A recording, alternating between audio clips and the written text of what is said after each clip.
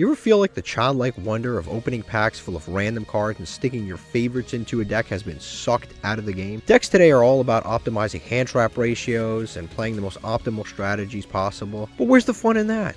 In this series, we're trying to get to the highest rank in Yu-Gi-Oh! Master Duel, Master 1, by only opening Master Packs after every single win.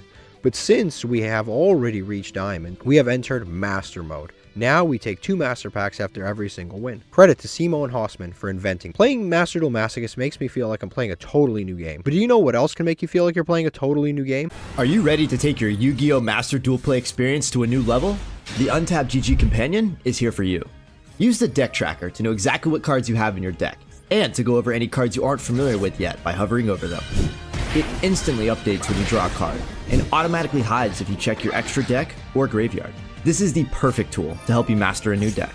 The Untapped GG Companion also lets you import decks directly into the game in seconds. Copy any YDK or YDKE deck string, create a new deck in-game, click the Start Auto Import button, and let us take the wheel. Once the duel is over, check your win rate on your personal stats page. Brag among your friends and share your decks so they can import them into the game too. Start your path to master today by downloading the Untapped GG Companion at ygom.untapped.gg. Alright, what's up guys? We are back with another episode of the Masochist series. And yeah, last time I asked you guys what our best deck was, and a lot of you were absolutely convinced that this is our best deck. It's the Floodgate Turbo deck. You guys didn't have any sort of like, I don't know, like I don't even know what the word is. Like you guys just were absolutely sure that this was 100% our best deck. There was no questions asked. This was our best deck. And I was making a huge mistake by not playing it. And we have about 2 days left until the season resets. So in reality, we're not going to get to master with Marincess. I mean, it's physically impossible. It's like I have 2 days. There's no way I'm going to go all the way to Diamond, all the way to Master in 2 days. It's like physically impossible. Even though we have been playing well, there is some advantages to this strategy. Number one, the games are not going to last a long time, no matter what. Like, we're either going to win or we're going to lose. Like, there shouldn't be 40-minute games unless we just, like, don't see a Moon Mirror Shield or something like that. Or if we just, like, don't see monsters for, like, 5 turns. That's the only reason why that would even happen. But we're going to give this deck a try. I do have to adjust it a little bit. I'm going to get rid of Anti-Spell because that has, in the past, come up to bite us. Gravity Bind I'm going to get rid of because I'm also going to get rid of the Scrubbed Raid. I'm going to get rid of that. This is all fine. We've got some floodgates here. We've got this. That's fine.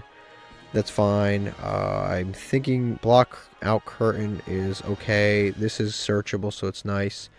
We don't have more of this, but if we did, I'd play more. But this is what we've got so far. I think 41 honestly isn't the end of the world because we now have a lot of like barrier statues and stuff like that. We basically, all 10 of these cards up here are basically barrier statues. So I think we have a pretty solid shot of drawing them. I think I just need to take a hard look at like the other trap cards that we've opened perhaps that I've forgotten about in our going second trap deck. There's probably stuff that we opened. Is there anything here that we should be playing? Maybe Canadia could be useful. Maybe that. Paleozoic, I mean the cubic unfortunately just requires too many bricks. You gotta run 3 of this, 2 of this. It's kind of a lot of bricks for a deck. Dogmatic Punishment I should be running in that other deck too. And then everything else I think is pretty clean here. So yeah, I think we need Dogmatic Punishment in this deck. Also, I can run the Angel statue, but if I have like a Fire Barrier statue, it's kind of dead. Okay, so the Dogmatic Punishment, I definitely... Oh, I have it here already. I already have it, and it's at 2. So we've got that already in here. There's one more card I probably should remove. I can't think of it right now. I think we'll do the old strategy where we'll just go into the game, and if something comes up where it kind of sucks, we'll just take it out. Maybe like Mistake. Mistake isn't a bad card, but just really bad going second. And this card's experimental, and honestly, so is this card right here. Alright, we managed to win the coin flip, which is huge in this deck. We'll see how we do. We got the Aura Paragon. Power of the Guardians plus Aura Paragon is insane because it actually protects it, but I have to attack for it to actually protect. Damn it. Damn it. What do I do? Okay. Unfortunately, Aura Paragon is not one of the cards you want to draw. If they have a normal summon, we just kind of lose. So we'll activate that. This protects from battle. Okay. I guess we can maybe... Damn, that really sucks. Because we can't get a counter on this card. So I guess we just set these 2 and pass. Actually, we might as well activate this. We might as well activate it. It sucks that we didn't draw a barrier statue here. I think we just pass. Yeah, it sucks that we didn't draw. If we drew like a Fossil Dine or one of our barrier statues, I think we would have cleaned this duel up more than likely, because then we could have protected it from battle. I think this would have been over. But if he just normal summons anything, our Aura Paragon just dies anyway. Like, literally, we just lose it if they summon any monster whatsoever. Any normal summon. I mean, technically, I can Fiendish Chain my own monster, protect it from destroying itself, but that's about it. I mean, our best hope is that they're playing, like, Horus or something. That's, like, our best case scenario is that they're playing Horus. And they just normal summon and we lose the monster. Yeah, it sucks. Okay, so... Unfortunately, I think I'm going to probably Fiendish Chain this, so it gets stuck on field and can't attack. Yeah, that was one of the worst summons we could have drawn. This is not a card you want to open. You want to open Condemned Witch and then tribute it and go into the Aura Paragon. You don't want to actually open the Aura Paragon, but we happen to actually open the Aura Paragon. Yeah, it kind of sucks. And the Power of the Guardians, unfortunately, wouldn't have saved it. It would have just died. Because I would need to place an attack, or like attack with the monster successfully. But, you know, it's not too bad. We have Fiendish Chain and we have Crackdown. And if we take any damage, we get to special summon something. This sucks. Yeah, this is not looking good. Already this is not looking good. And this is, you know, what can you do? I did say I don't think that this deck is our best deck. I think you guys definitely overestimated this deck. You guys are like convinced like this is just like our best deck, no questions asked. But already we kind of opened like shit. I might cut a copy of Aura Paragon. This card is like really good, but you can't normal summon. It doesn't do enough. Yeah, I don't think I can win this duel. I think it's pretty much over. This guy's playing the best deck in the entire game, and we just happen to match up against them. And they open great as always. One Crackdown is not going to do anything here. Like I said, I'm going to stick it out a little bit longer, but one Crackdown is probably not going to do anything. He's got the field spell now. I mean, I guess we take some damage. We can use this and then maybe do some stuff with it, but I mean, it's Snake Eyes, so they can just put our stuff in the back row anyway. Okay, so they're doing a pretty standard combo. They're going to go to Oak and do all of this. Everything, all these combos we've seen 3 million times. All these combos everyone's seen 3 million times, but they're going to do these combos. The really, really standard one.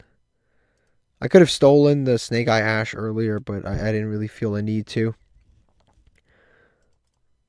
But honestly, it's like they have so much they can do right now. I'm trying to think, like, what can I possibly even...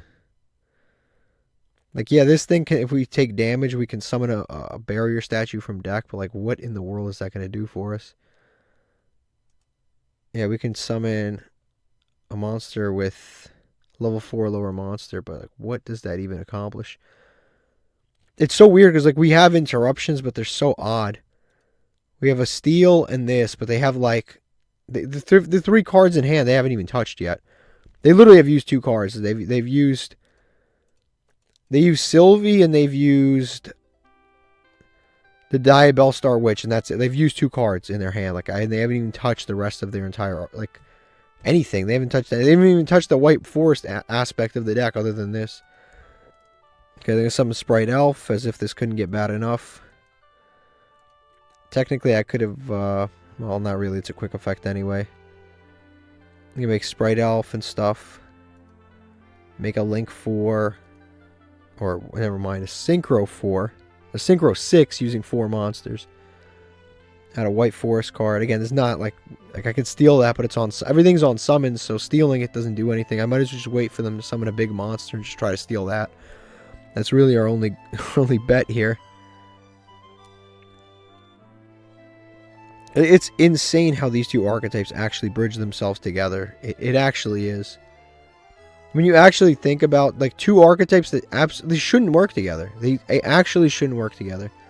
You have a deck that is a Synchro deck that bridges with a Fusion deck that also bridges with a Link deck. And it's like the amount of different summons that you can do. And then you can just abuse stuff like Sprite Elf in the middle of all of that. Now, what's unfortunate here is they can summon a negate, which is the fusion if they can get to a target spell and trap card. Add it to your hand. Yeah, sure. And everything, like I said, it's all on summons, so the crackdown is just kind of a worthless thing to even do. Not to mention Sprite Elf blocks that column. Yep, now they're going to do the Deception, so they're going to be on Azamina soon. Yep, and now this broken card, basically like a fusion spell. It's not even a fusion spell. Again, they just break the concept of their own game constantly. This is supposed to be, fusion is supposed to be 2 monsters and a fusion spell. It's now become reveal a card in your extra deck, send the spell card to the graveyard, summon it out. Then also you can add it back that same turn. It's kind of insane. They have a quick effect to summon something else. Again, that's a quick effect. Every effect has been on summon or a quick effect, so there's nothing I can do. This is a negate right here. Or this one's not a negate, the other one's a negate. This one's a search. This one is it's fusion summoned, but this was cheated out. It wasn't fusion summoned. Okay, now they're going to summon Baron. This is what we were missing, I guess. I don't know how much more we can do here. The Baron, I guess we could... Yeah, I think the Baron just kind of seals. If I activate Baron, target it, he negates it and then pops this. If I activate this, he negates it with Baron. Maybe I can steal it, but that would be if he doesn't activate anything else. Yep, he's gonna activate, target probably our face down. Yeah, this duel's over. Like there's literally nothing I can do. I opened basically a non-existent form of interruption. Okay, so I'm gonna try to take out one Aura Paragon and save the deck and see if that helps a little bit. Okay, this time we lost a coin flip, so the hand should be absolutely immaculate. That would be a great hand for going first. Absolutely fantastic hand for going first. Terrible for going second. Yeah, going second, this doesn't do anything. This doesn't do a single thing going second. The only thing this deck has going second, honestly, is like Barrier Statue / Floodgate Monster plus Moon Mirror. That's the only thing we have going second. And I did say, like, honestly, I was really not sold on this deck because, again, it's just a fragile deck. Now, I will say, you'll see more stun decks in Master than you will more incest decks. You'll see more stun decks in Master than you will... I don't know, what other decks do we have? Rank 4 Turbo? Yeah, you'll never see that. They're playing Infernity. They're going to go on for... Man, like 20 minutes. They're going to go on and on and on. I could leave... take a nap, come back, and they'll still be playing, most likely. This is going to go on for a while. You have the Heiress, search the Archfiend. We're about to go through a million cards that are not once per turn, going over and over and over and over. They're going to end on, like, Void Ogre Dragon. Man, what a freaking matchup. Back to back. We just double full combo, no hand traps. Again, that's the other thing. See, the Marin Says deck actually does play hand traps. So, it is what it is. And you know what's crazy? Like, again, if we had gone first, we would have just won. Because we had D-Fissure, Necro Valley, Fiendish Chain. There can be only one. Like, we would have just won. He doesn't have Harpy's Feather. We literally would have just won, but we lost this coin flip. He's going to go into a Trishula. I did not expect that. But I guess when you're going... that's the least important card in our hand. But I guess... when you're doing an infinite... I mean, they're going to probably triple Trish me. That's what they're probably going to do. And then I'm just going to... Like, what do you do after you get Trish 3 times? Because, again, nothing's... Like, I don't want to say nothing's once per turn, but a lot of these cards are not once per turn. Nothing on this card is once per turn. I don't think... this one is once per turn, but it's irrelevant. This just searches Archfiend.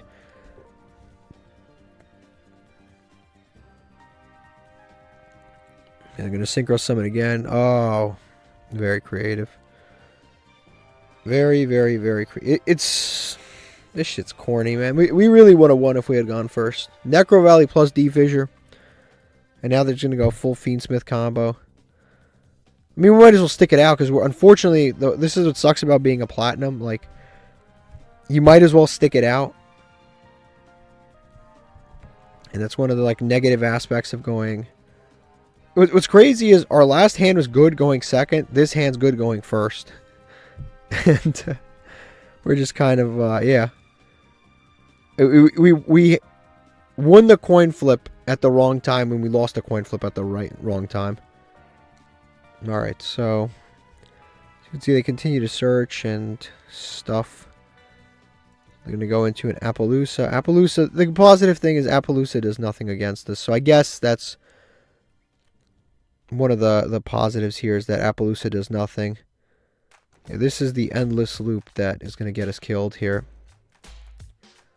Infernity launcher again.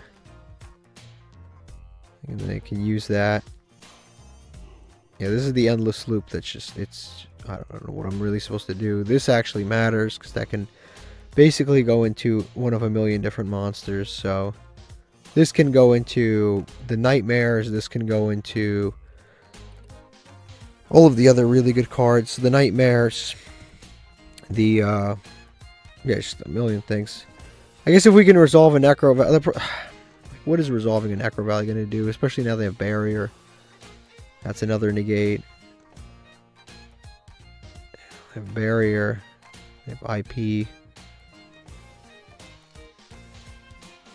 Late to the party. They're going to summon another Trishula. We're going to get hand looped again. There goes Necro. That was our chance to win there. I'm trying to think, like, what can I possibly draw? So they're going to end on a board of a million different types, so this is dead. One Fiendish Chain is not changing this game.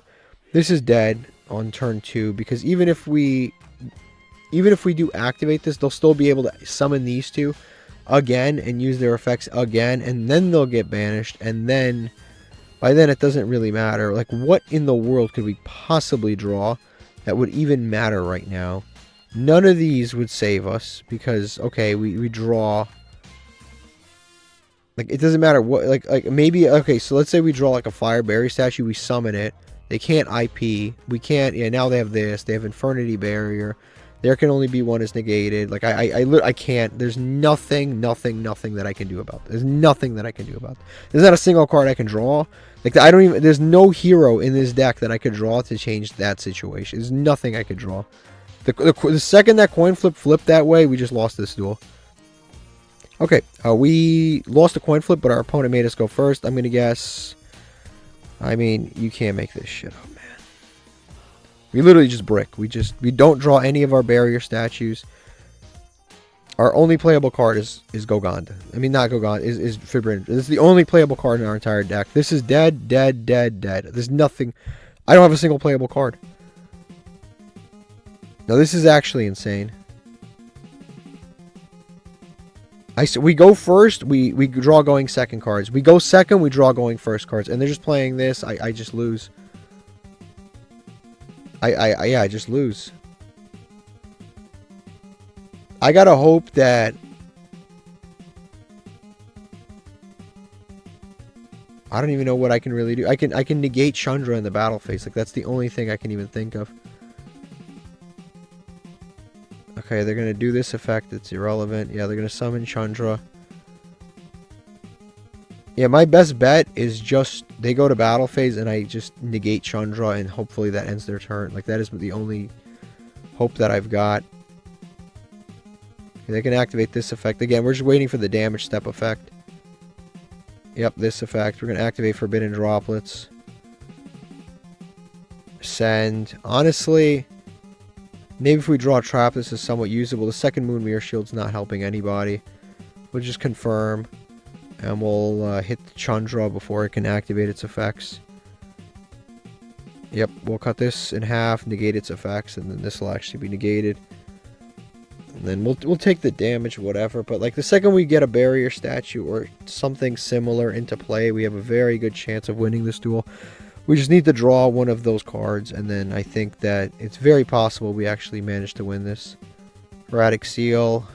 We'll probably seal our fate here. Even if we do draw a barrier statue, they just return it to our hand. There can be only one is actually really, really good against this deck. Okay, so we will set, and we will activate this just in case, I guess. This activates even if it's any trap card. And I think we just pass here. Hit the end phase. We'll use this a little more intelligently now. I mean, like how... Oh, yeah, hold on. This is only on our opponent's turn, so... It is good that we can actually end up... Actually, we can put them on a little timer here. Oh, never mind.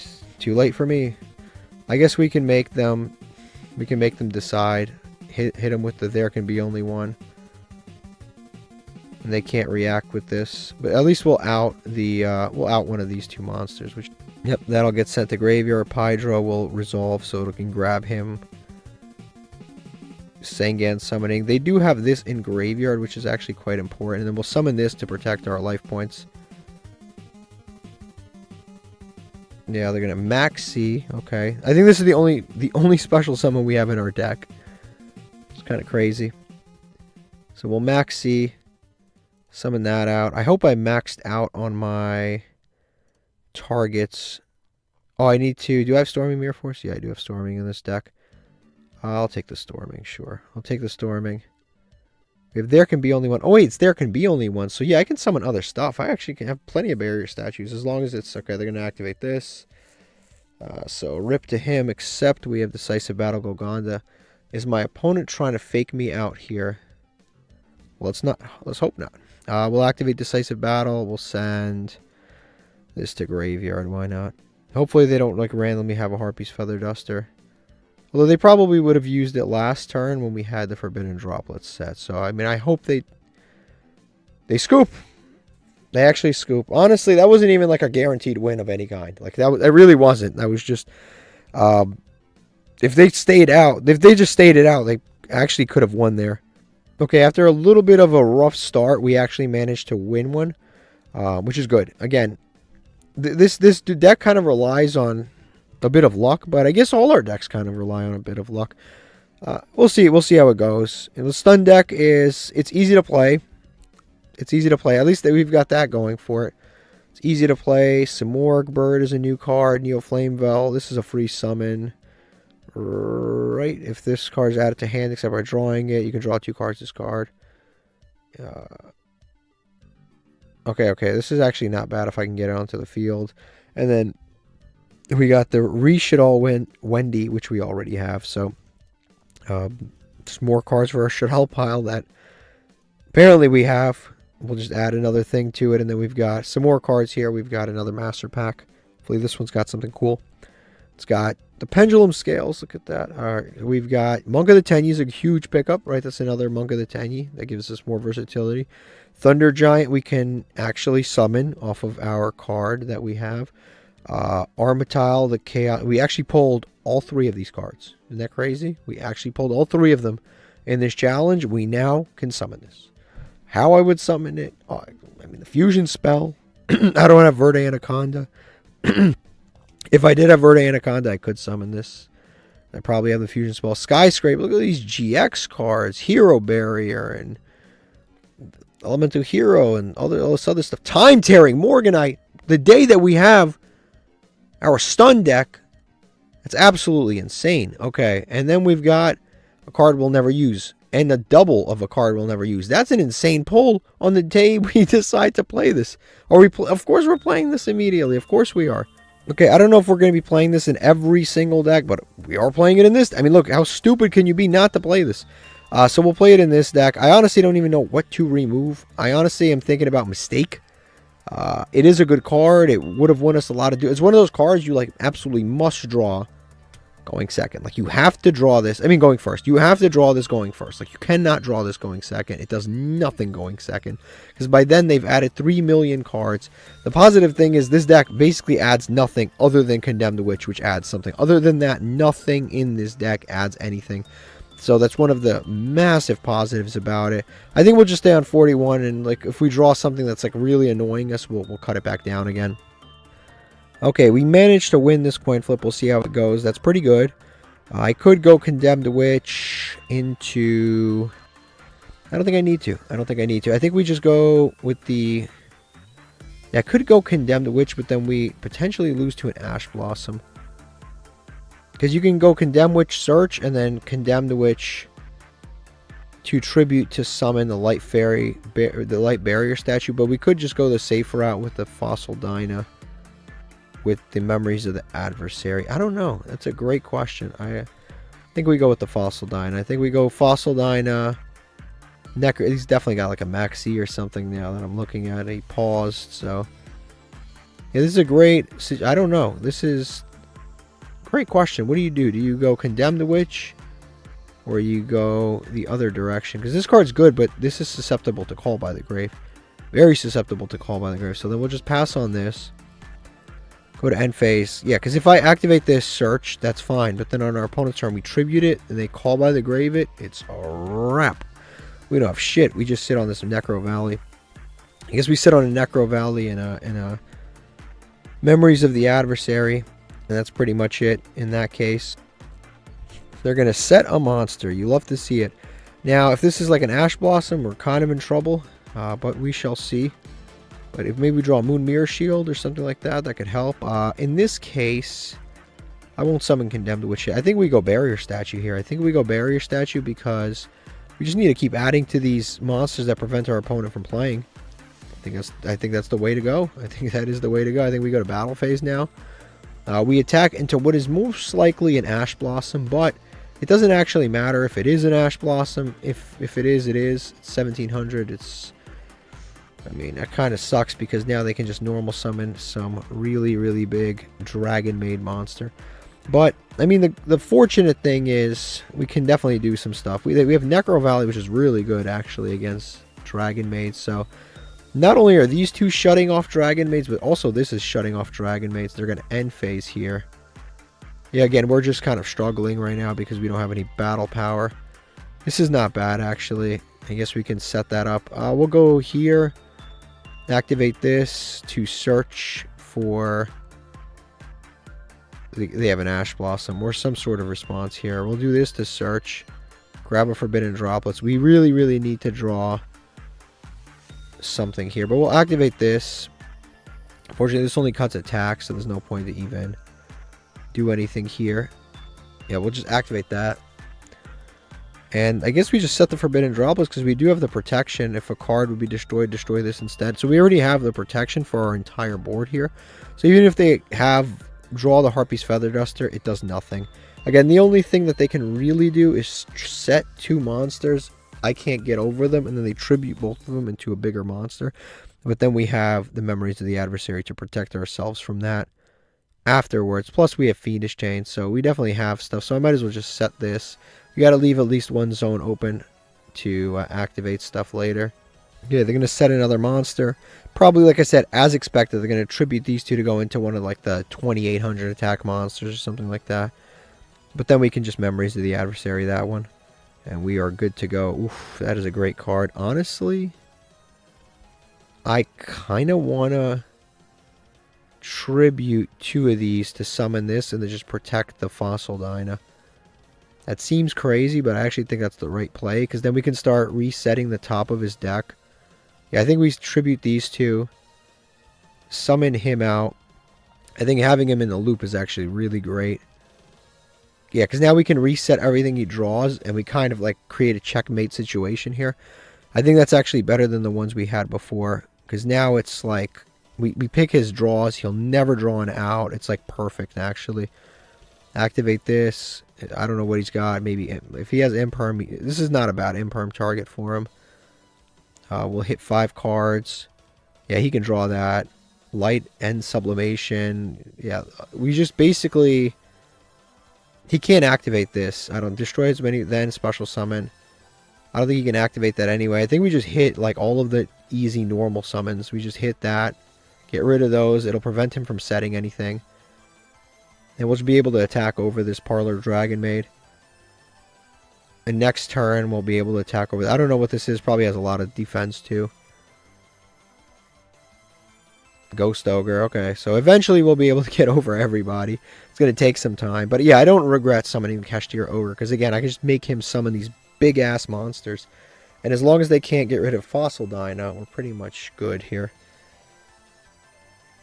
Then again, if he had an Imperm, I guess he would have already Impermed this Fossil Dyna. Okay, he's going to set another monster. I don't want to keep taking reflection damage forever, but I may have to. See, Forbidden Droplets again. I mean, it's not the worst.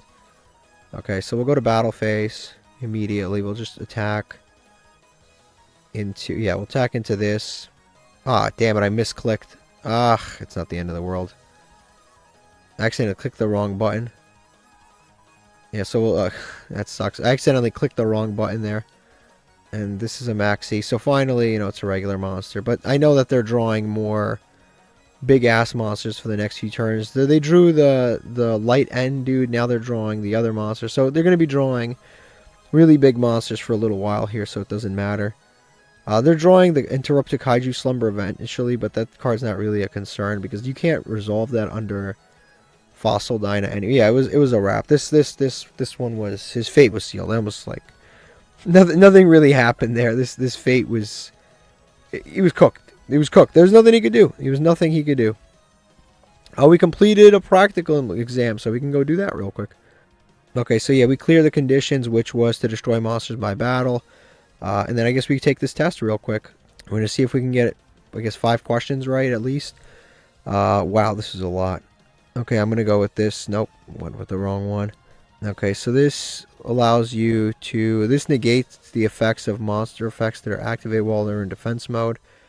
Can be activated but will be negated would be the correct statement. Because you can activate it, but it'll just be negated. Okay, your opponent activates Raigeki. And you activate the effect of Grapple to negate. When your opponent activates a monster spell from your hand, you can chain only card in your hand, which is Max C, send it to the graveyard. How will the chain link resolve? It's a great question. Okay, so I think what will happen is, and this is a crazy ruling, the original effect of Raigeki is applied. The effect of the Grapple will be applied in this case. Yep. So you get your Max C, and you have no cards in hand, so you don't have to discard anything. Which of these can only be summoned once per turn? So we've played against enough unicorns to know you can summon them twice. Alpha you can summon twice. I'm pretty sure you can summon this twice because it's older than the other cards here. So I'm going to say Dino Wrestler Pankatrops cannot be summoned twice in one turn, which is right.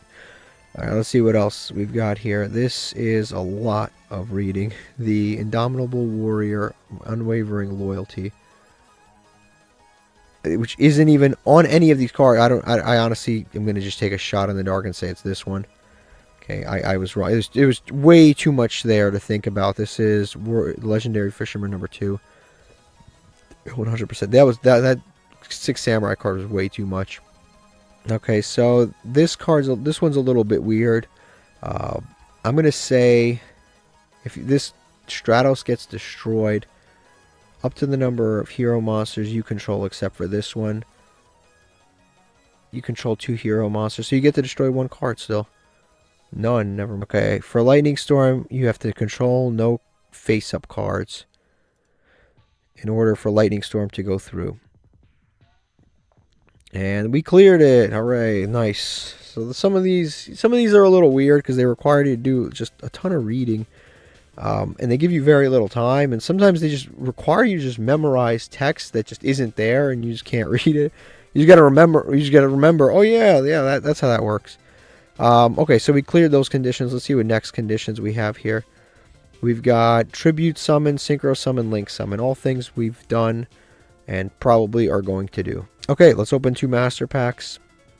I wouldn't even say well-deserved. It's kind of deserved for sure. It's kind of crazy that we pull Time Tearing Morganite on a day like today. The day we get to play this, we get to pull Time Tearing Morganite. Odd Eyes, Saber Dragon. It is a Vanadium Rhyme Heart. This card's not bad. It's just, it's very Vanadium. We actually pulled a good amount of Vanadium cards. It's crazy enough. Can't really use that. This is not terrible. A lot of pretty decent stats on that. This is not a terrible card. Another Kaiju that is pretty decent. Madolche Tiramisu is not generic, but we actually pulled another UR from the Madolche archetype last episode. So these are very in archetype, and this deck requires a lot more than just this guy. But I guess later we can look at what we have going on for Vanadiums. But Vanadium is just a very high rarity, and you need a lot. You need the extra deck cards, the main deck cards.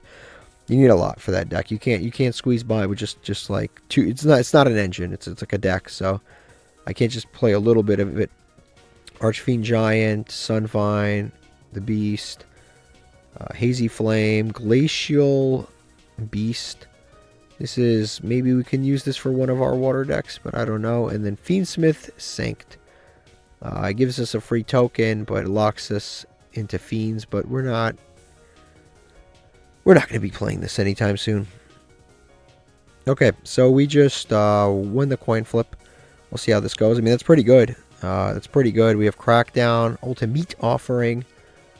Yeah, this card, I mean, this is a pretty good hand. I think we summon this. I think we leave this in hand. I think we set this, and we set the Ultimate Offering, and we just pass.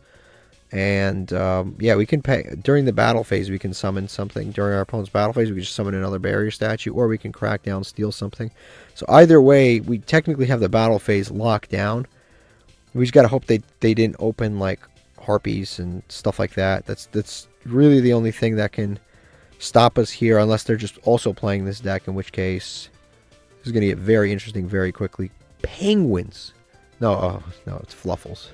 For a second there, I was like, there's just no way. We'll put Chaining on for sure. And our opponent's battle phase, we'll activate the Ultimate Offering. And we'll use the effect now, yes, to, whoa there. Special, yeah, normal summon a fire barrier statue. And then also, I'm going to leave this for now, but I kind of want to steal this too, because I think if I steal this, I probably just, the duel is over if I steal this. Because then he can't, then we really lock it in for 2 turns, right? We activate this, take this, place it here. Next turn, we have Power of the Guardians to protect one of these. I think we actually legitimately lock it in next turn if we manage to do it. Our board looks like we're playing checkers right now. We don't even look like we're playing Yu-Gi-Oh! Looks like we're playing, that's really good. Yeah, I think we're kind of locking it in right now. I think we hit Power of the Guardians. Oh yeah, I can apply this if I want to, but obviously I don't have any monsters. But we'll activate this, place it on the Fossil Dyna. No need for the Ultimate Offering. Ultimate Offering is kind of crazy too, because it can pay at will, which could come up with Ferret Flames actually. Randomly, it could come up with Ferret Flames, but now we just attack with everybody. Oh yeah, you can't attack with that. We just attack with everybody that can, and we have Dogmatic of Punishment, which is kind of crazy. And we just pass. This is such funny business right now with this. This is such funny business with this Ultimate Offering. The card nobody has ever used in the modern era, because this card is fairly new. This card is not an old card. Despite looking like an old card, this card is not an old card. You can add Polymerization. I'm sorry to let you know, buddy, you are not fusing. You are not fusing. Sorry, buddy. I know you want to keep this owl on the field. It's exciting. It's going to try to crash. I mean, the crashing's not going to help. I'm honestly just going to do this because I have no reason not to. I'm going to do this. I want to keep my monster presence on board. I'm going to go ahead. I don't have any Fallen of Albazes to search. I wish I did, but I don't. I am going to probably send... Mirological's pointless right now. I think I'm just going to send the Fossil Machine Convoy, because then I can, at will, kind of like destroy spawn trap cards later in the duel. Not now. Later in the duel, I can destroy spawn trap cards if I need to. But that's going to take some time. Forbidden Droplets is pretty good. I mean, I have this Ultimate Offering that's doing pretty much nothing at this point. I think we could just use it to do some easy damage. We'll attack with this. It's mandatory. This thing just gets stronger and stronger every turn. Main phase 2, sure. Set this, pass. Like I said, Ultimate Offering can go. It's completely done its job. It's outperformed expectations, and expectations were honestly kind of high. They were kind of high. Yeah, they were kind of high. Okay, they're going to normal summon the Octopus, which doesn't have enough to get over anybody, but I guess they can add back Owl. I don't really care, right? Does that matter? Yeah, I mean, that's pretty much bait. That's fine. He can do that. I mean, that doesn't do anything. He can add back Owl. And he scoops. Sounds about right. Alright, so, yeah, easy win there. We won that one, and with that one, we should be ranking up here. Yep, we rank up to Platinum 2. Now, to be fair, we would have ranked up no matter what, because we were one rank up game away from getting the Marincess deck to this rank anyway. And who do we play against? I mean, we went first. They didn't hand trap us at all. And we were playing against the Snake Eye Fire King deck. I don't know. Snake Eye as a Mina deck. I think no matter what, we probably would have lost that one if I'm being realistic. And I think no matter what, we probably would have... Actually, I can't say we would have lost to the Infernity deck because the Marincess deck plays hand traps. I can't say that we would have lost no matter what. But here, obviously, we did win. So, I don't know. I don't know if the Marincess deck would have fared differently against some of those decks, but we've gotten to Platinum 2. Okay, so here's the other, like, major positive about this deck is that the duels just go by quick. So, we are very much able to just open a ton of packs. Whenever we play this, we can open a ton of packs because we had the loser win quickly. You'd have to be a real moron to linger around in a duel against... Damn, what's with all the Dolce cards? Fortune Lady, Blackwing, Fuma Wave. We tried to use at one point, but it never really worked out. Fusion Tag, the Monarch Little Man, and then we've got an ultra rare Battle Shogun of the Six Samurai. We've had this for a million years. It was one of the first URs we've ever pulled, and we've never been able to use it because that is the most in-archetype card in the history of time. Literally, I think it's one of like the week 1, week 2 cards that we've ever pulled, and we just have never ever been able to use it. Now we have 2 of it. Phantom Knight Sworn Scales is good. I'll take a second copy or a third. I don't even know how many we've got now. Guardian Slime is a great card. Wandering King. This is a good card. We're dying to get the God Slime. We've been dying to get God Slime for way too long.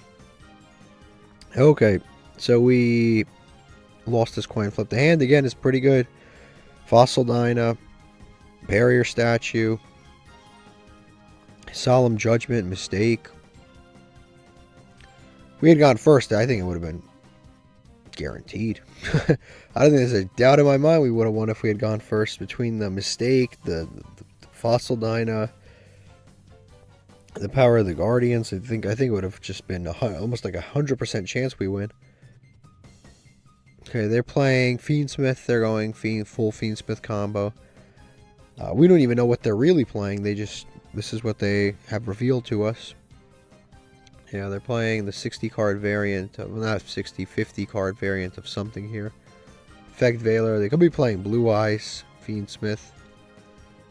I don't know what they're playing, honestly. Sequence, okay.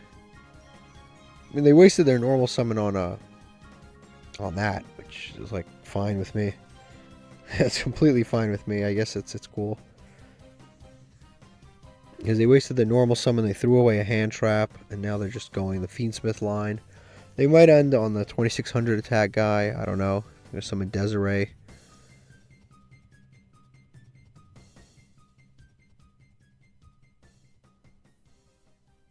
I'm going to equip that. Sure. So I guess they're playing, I don't know, like pure Fiendsmith. This guy's a negate and does some other stuff. This is a really good card, actually, but I guess we have Forbidden Droplets for it. But Forbidden Droplets...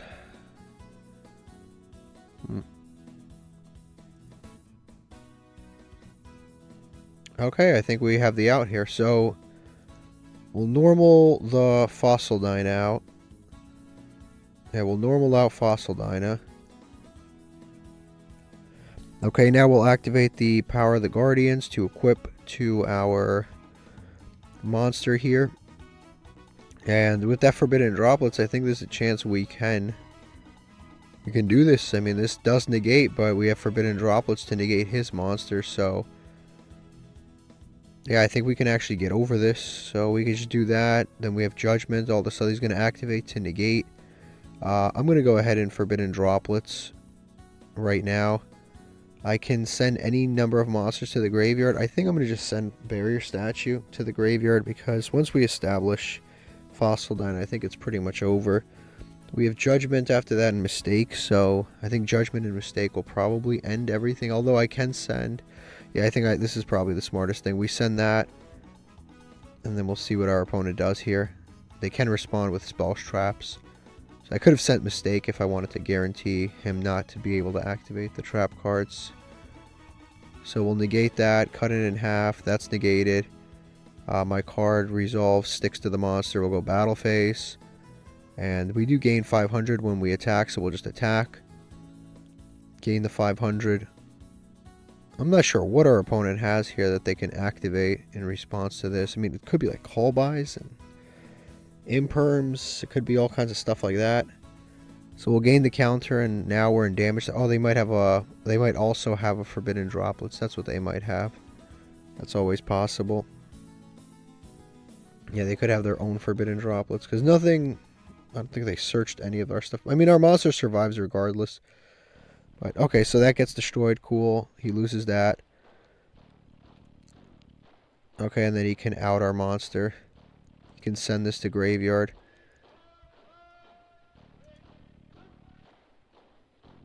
And he can target, yeah, one card on the field. Send it. Nothing I can do about that. Main phase 2. I guess we just set 2 pass. Yeah, nothing I could really do about that. I guess we go chaining on. I don't really know how much the Mistake is going to do in this matchup, or if I should activate it now or later. This doesn't do anything. This doesn't do much. This doesn't do much.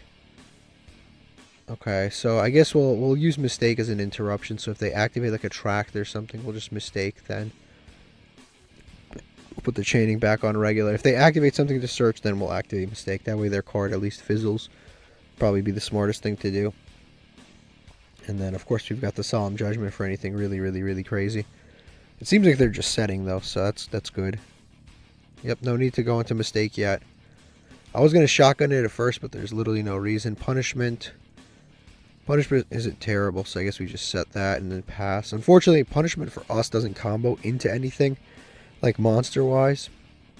In this particular deck, it can combo into Spell Trap card removal, and it's pretty, or we can search Poly, but we're not playing it in this deck. He's going to activate this.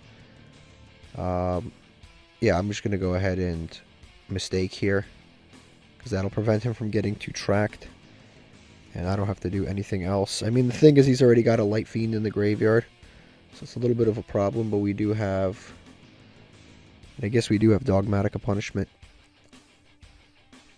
At least we slowed things down.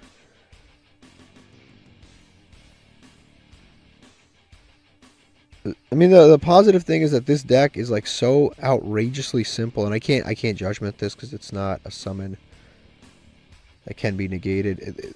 This is such an outrageously like simple deck that there's very little room to even misplay. The misplay here is what to send off of Forbidden Drop. Like everything else was basically decided for us before we even started. Alright, he's going to go straight to the battle phase. Okay, so I will probably Dogmatic a Punishment here, but how much attack is this thing here? I mean, he can bring it back, not this turn, but you know, he can bring it back.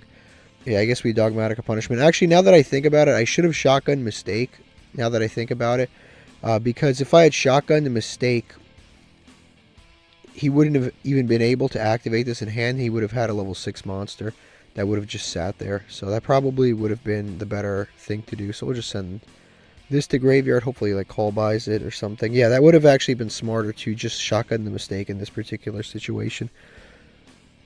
So I guess that's the misplay in this game, is that we didn't Shotgun Mistake. Yeah, if I Shotgun Mistake, it would have prevented him. Or a Paragon is pretty decent, I guess, against Fiendsmith, being that they actually don't usually have a normal summon. This can be outed with any normal summon, so even a hand trap, but this deck doesn't particularly have a ton of normal summons. But the positive thing here is we have Judgment. So even if they do normal summon something, we can negate that normal summon, and it never happens, so this doesn't get destroyed. So that's kind of like a decent thing that we've got going here. So we can attack directly and yeah, wipe out some damage. I mean, that's the, we're playing a very low monster count, but we've got enough floodgates here to prevent our opponent from really, really, really accomplishing anything too crazy. And we've also got Judgment, so even if they do draw like Harpies or something, or Raigeki, or a normal summon, we can out that. Raigeki. I think it's worth it. I think it's worth... If I solemn this, it keeps our monster on board, but if he normal summons something, we lose the monster. But being... I don't know what he could possibly normal... I think it's worth keeping our monster, because it's preventing him from special summoning. I think it's worth the risk. This card is kind of like... It's like so good, but it's like so easy to out. Like if they summon anything... Like if they summon an Ash Blossom, our monster gets outed. Like it's actually kind of insane. It's like a barrier statue, but like a million times worse. Just because it can be outed with anything. Imperm, yeah. He's going to imperm our monster. And now he can essentially play here. But now the good thing is Millennium. Okay, I didn't see that coming. Yeah, he can't do that because of mistake anyway. You can't search the Millennium, any of the Millennium cards. Yeah, we have mistake up. You can't do it.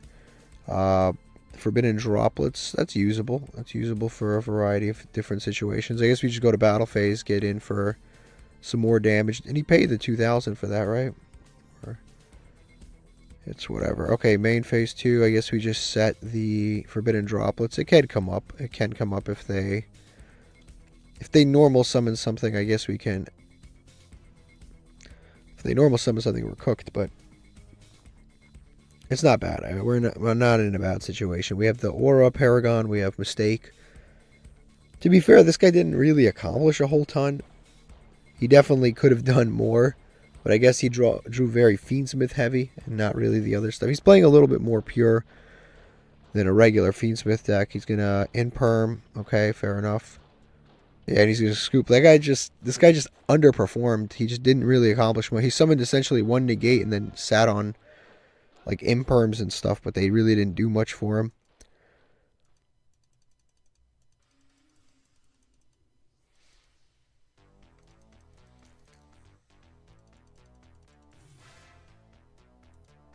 All right, let's open up some more master packs here. Again, we're kind of killing it today. We've been playing against some weirder opponents. The Aura Paragon has been a very iffy card. I can't use any of this until I pull Utopia. We've pulled so much of this, but like not Utopia. Masquerade's not a terrible card. Proxy F Magician can potentially be used in some sort of a fusion deck. It's 2 effect monsters, and you can fusion summon using monsters you control. This is not a terrible card at all. You can cheat a lot of different things out. It's a decent card, actually. Signs of Testina. We probably have 4 copies of this at this point. And a Gem Knight and a Chronomaly. Gem Knights and Chronomalies. I don't think anyone's ever used any of them. Like, well, Gem Knights, I guess, has that FTK, so they're pretty decent. Or they were at one point, but Chronomalies, I don't think I've seen anybody use. Another Branded Beast. Lammy is a reptile card. Crystal Beasts. This is not generic. Constellar, Memento, and Vampire Ghost. So actually all repeats on this pack. Okay. Okay, so we just won this coin flip. This hand's pretty good. I mean, unfortunately, we drew the barrier statues, which is what we want to summon off the Condemned Witch. Also, this is not the best card against Fiendsmith. Yeah, that's a little unfortunate that we got that combination of cards, but I think we're fine because we have Barrier Statue and Necro Valley and Blockout Curtain, so even if they are playing Fiendsmith, we have multiple cards that kind of are good against this engine anyway, so we'll just go end phase. Again, I could have Condemned Witch, waited for him to normal summon, and then switched out into the Aura Paragon. But I guess this is better. This is fine. This is actually fine. They're gonna Bestial Lubelli on that. They can summon under Light Barrier Statue, but we have Necro Valley, so it doesn't matter. It doesn't matter which Bestial he searches because none of them are usable under Necro Valley. Also, you can't summon this back under Necro Valley. Just that entire like archetype is just completely outed by Necro. Like it's just the entire archetype is stopped by Necro Valley. It's kind of insane. Okay, he's gonna summon Fallen of Alabaz. It's fine because we have the Blockout Curtain, so we can use that to just basically just use that to protect ourselves. They're playing Branded. They're gonna fusion summon. Okay, they can go into not Sanctifier Dragon, but they can go into one of the fusions here. And this is kind of crazy. Yep. Target cards up to the light and dark monsters and destroy them. So I guess they destroy our cards. And just like that, this duel is probably over. Yeah, this duel is probably over. That's insane. That's insane that he drew the out in a 60 card deck. He hard opened the Fallen of Albaz. I mean, it is what it is. What can you do? Like, you can get angry, but there's no point to. Like, what am I supposed to say? He hard opened all of that. He hard opened the Branded in White. He hard opened the Fallen of Albaz. Like, it's like a 2-card combo out of a 60-card deck that specifically outs exactly our board. I don't even know how many combinations of cards could have possibly outed our board in that situation. That happened to be it. There goes the Light Barrier statue. I don't really know what I could draw here that would even help me. But I guess we might as well stick around and find out.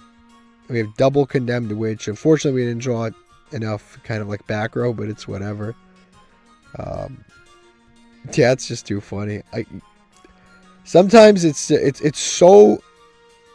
It's like so lucky. You just got to sit back and laugh. You can't even get angry. You literally can't even get angry at that. Like, what are the chances that they hard open Fallen of Albaz, which you need for all the fusions, which I guess they didn't need in this situation, but it is a dragon, so if they had like a Luber or something like that, they couldn't have made this. Because it requires 2 dragons, so they couldn't have made this if it was a Luber. But also, they hard opened the Branded of White in a 60 card deck. It's like, you might as well just open Raigeki Harpy's Feather Duster. You might as well, just because that's how unlikely that was. We're going to get Fiendish Chain. I don't know how much that really does for us. I guess we can summon Condemned Witch. Try to get something out of this. Yeah, we'll summon this. Grab Forbidden Droplets. It's a free +1 on summon. Why not? And I guess we set to pass. And just end here. Obviously, the Condemned Witch's stats are atrocious. So she can't really do much. They're gonna Branded in red, which lets them fusion summon, and they're gonna be able to do all this. I think they just Guardian Chimera. Oh no, never mind. They have 2 monsters, so I guess they just Ice Jade. This can just banish my Condemned Witch. Yep, they're gonna banish my Condemned Witch, which stops Aura Paragon from coming out. Obviously, neither of my cards are usable at this point. Okay, they're going to go through all this. Add back Brandon in red again. Okay, realistically, we could probably survive next turn with Fiendish Chain and Forbidden Droplets, but I don't think we can win next turn because we don't have any. Like, we have 2 interruptions, but we don't have any, and they have that too. So they basically have a negate for one of our interruptions here. Realistically, I don't think we can possibly win this. They just can do too much here.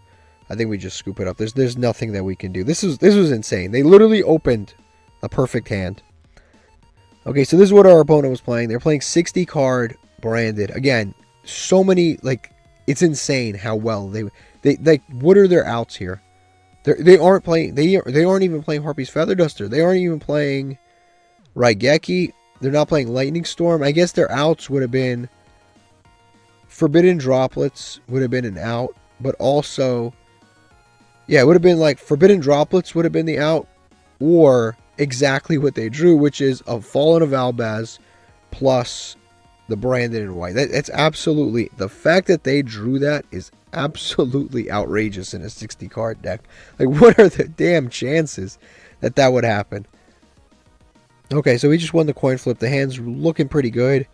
I think the best, I think probably Barrier Statue of Inferno is probably the best to do.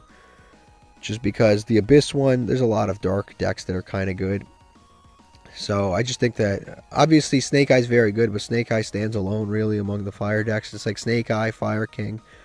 We're more likely to probably just, yeah, probably this is probably best here. So we'll just go this, and then just set and pass.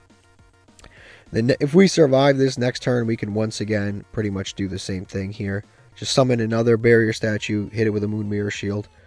It's probably the best thing that we could possibly do here. Again, the thing with this deck is you gotta just hope they don't draw Harpy's Feather Duster. If they draw it, they win. If they don't draw it, you win. It's like this. It's as simple as that.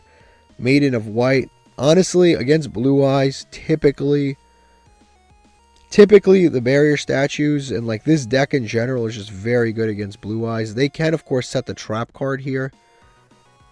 They can set the trap card, and assuming they already have Blue-Eyes in hand, they can get away with quite a bit. So they're going to activate True Light or Wishes. They're going to discard a Centurion Trudea. Centurion Blue-Eyes.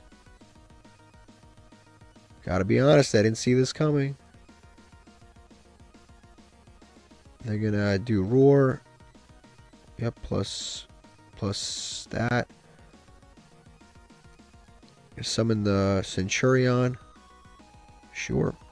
I mean, you can't Synchro Summon, I don't think. There's a Fire Synchro Summon. Oh, plus that. The random dual archetypes that end up... Yeah, I think crazy enough, I think he might have just potentially won himself the game, depending on if he drew a Blue-Eyes in his opening hand. What is crazy to me is I just realized they could have Fiendish Chain this Primera, but I didn't feel the need to in this situation. But we'll summon this out, the other barrier statue. We'll also equip it with a Moon Mirror Shield. Yeah, there was I should have negated. Definitely should have negated this. I should have Fiendish Chain this Primera.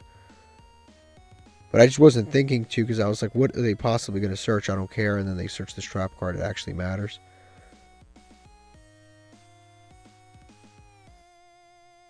Yep. So now we just go to battle phase. It all comes down to, did they open a Blue-Eyes? That's the big question. Did they open a Blue-Eyes? So this is going to banish one of our monsters. So I guess that's not the end of the world. Yeah, it's not the end of the world. That gets banished. Now we attack. Yeah, that goes. We'll send that to the bottom. Bottom of the deck. We don't want that. We already have a monster with that. We'll attack this one. Yep, so we get to... So they don't have a Blue-Eyes then. Okay, good to know. And now we have Memories. We'll just put that back. And end phase, we'll summon back... Oh, during their standby phase, we get to bring back the barrier statue again. Yeah, we definitely should have negated that, but I just completely forgot. I guess... Oh, yeah, my monster can't get summoned because of my new barrier statue. Okay, well, it is what it is. I can negate this, but I don't really see the point, too. I don't know what I'm really fearing. There's nothing to fear there. They're going to search out Master. Master doesn't do anything right now. Right now, they just can deck thin until they can get to something useful. Until they can get to a Blue-Eyes, and then they win. Labyrinth Archfiend can be summoned, actually, right now. I guess we can go into this to do some extra damage, because we can Fiendish Chain his monster. Summon the Labyrinth Archfiend, set a new trap card face down. But we might need that trap card later.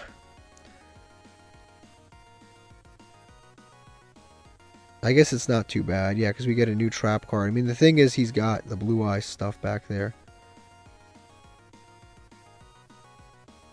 Yeah, I'm kind of mad. I completely forgot that you could search this. And this is like there's so many archetypes and there's so many things to remember. And there's so many, like, cards that are, like, not that often used in the archetypes. Okay. I think we need to go for as much damage as we can as quickly as possible and put them on the clock. So I'm going to go ahead and Fiendish Chain. Obviously, there's better uses for this Fiendish Chain. We'll target this. And then we'll summon out the Labyrinth Archfiend here in a second. We'll summon this out. We're going to max C. We didn't want that to happen, but... Because again, we have to... Them drawing Blue-Eyes is probably the scariest thing, because then they can actually out our board here. We'll activate this effect. Effect Veiler. Alright. I mean, they might as well, right? They might as well.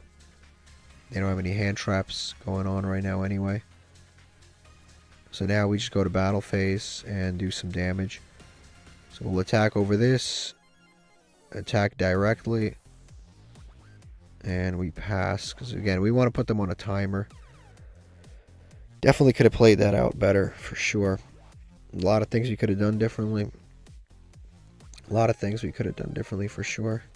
But I guess in a certain sense, we kept the Fiendish Chain around to be used later. So I guess that's not too bad. They're going to recycle the Sage here. Which, I mean, this guy's playing it out as good as he possibly can. Like, I can't even, I'm not, like, he really is. And then he drew the Blue-Eyes. Probably not off the maxi, but off the draw phase. So now he can pop the barrier statue. And now I think we just lose here. Yeah, this, we'll throw this probably to the bottom. Yeah, he played it as well as he possibly could. What's crazy is if he hadn't had Centurion, he probably would have lost this duel, but he just like randomly sprinkled it in. I definitely should have Fiendish Chained that, but I just didn't see that. I just didn't see that coming. I didn't see it coming.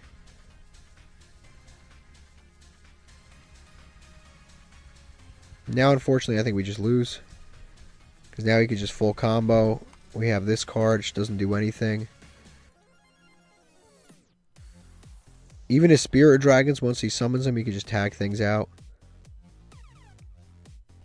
Yep, it's totally my fault. Yep, he's going to do the Wishes, dude. Honestly, if I'm him, I'm just attacking with Tyrant Dragon. Because Tyrant Dragon can... Does he have any trap cards? Yeah, he has plenty of trap cards to reset. He has this thing. He has the other one. He can just attack. It's unaffected. Memories can't do anything. And he's going to summon Jet. Jet, once that's out there, it's over. Yep, he's going to summon Jet. Honestly, we can't win this one. I didn't think that not stopping that Trudea was going to make this big of a difference. Like, that one Trudea actually changed everything. It was actually kind of crazy. Okay, here's what our opponent was playing. They were playing Centurion Blue-Eyes. I don't really know why you would mix these two archetypes together, but it very much worked out for this guy. Okay, we just lost a coin flip. The hand's not bad, but it's a very going first hand. I mean, the deck in general is just very... There's no way they're actually playing Ashen. And we drew a Dark Barrier statue. There's just no way. You can't make this shit up, man. You can't make this shit up. I mean, at least we've got the Dimension Fissure, so that's pretty good against the deck. But there's no way that we drew the Dark Barrier statue against Ashen. We've never played against this deck once on this channel. As a matter of fact, I've never played against this deck once on both my accounts. But I play against this deck when I have... That's insane. That's insane. Oh well, what can you do? And Goes and Match is dead. We have multiple dead. This is dead. This isn't dead. I guess it's a normal summon, but against this deck, it's pretty much dead. But any other barrier statue would have been insane.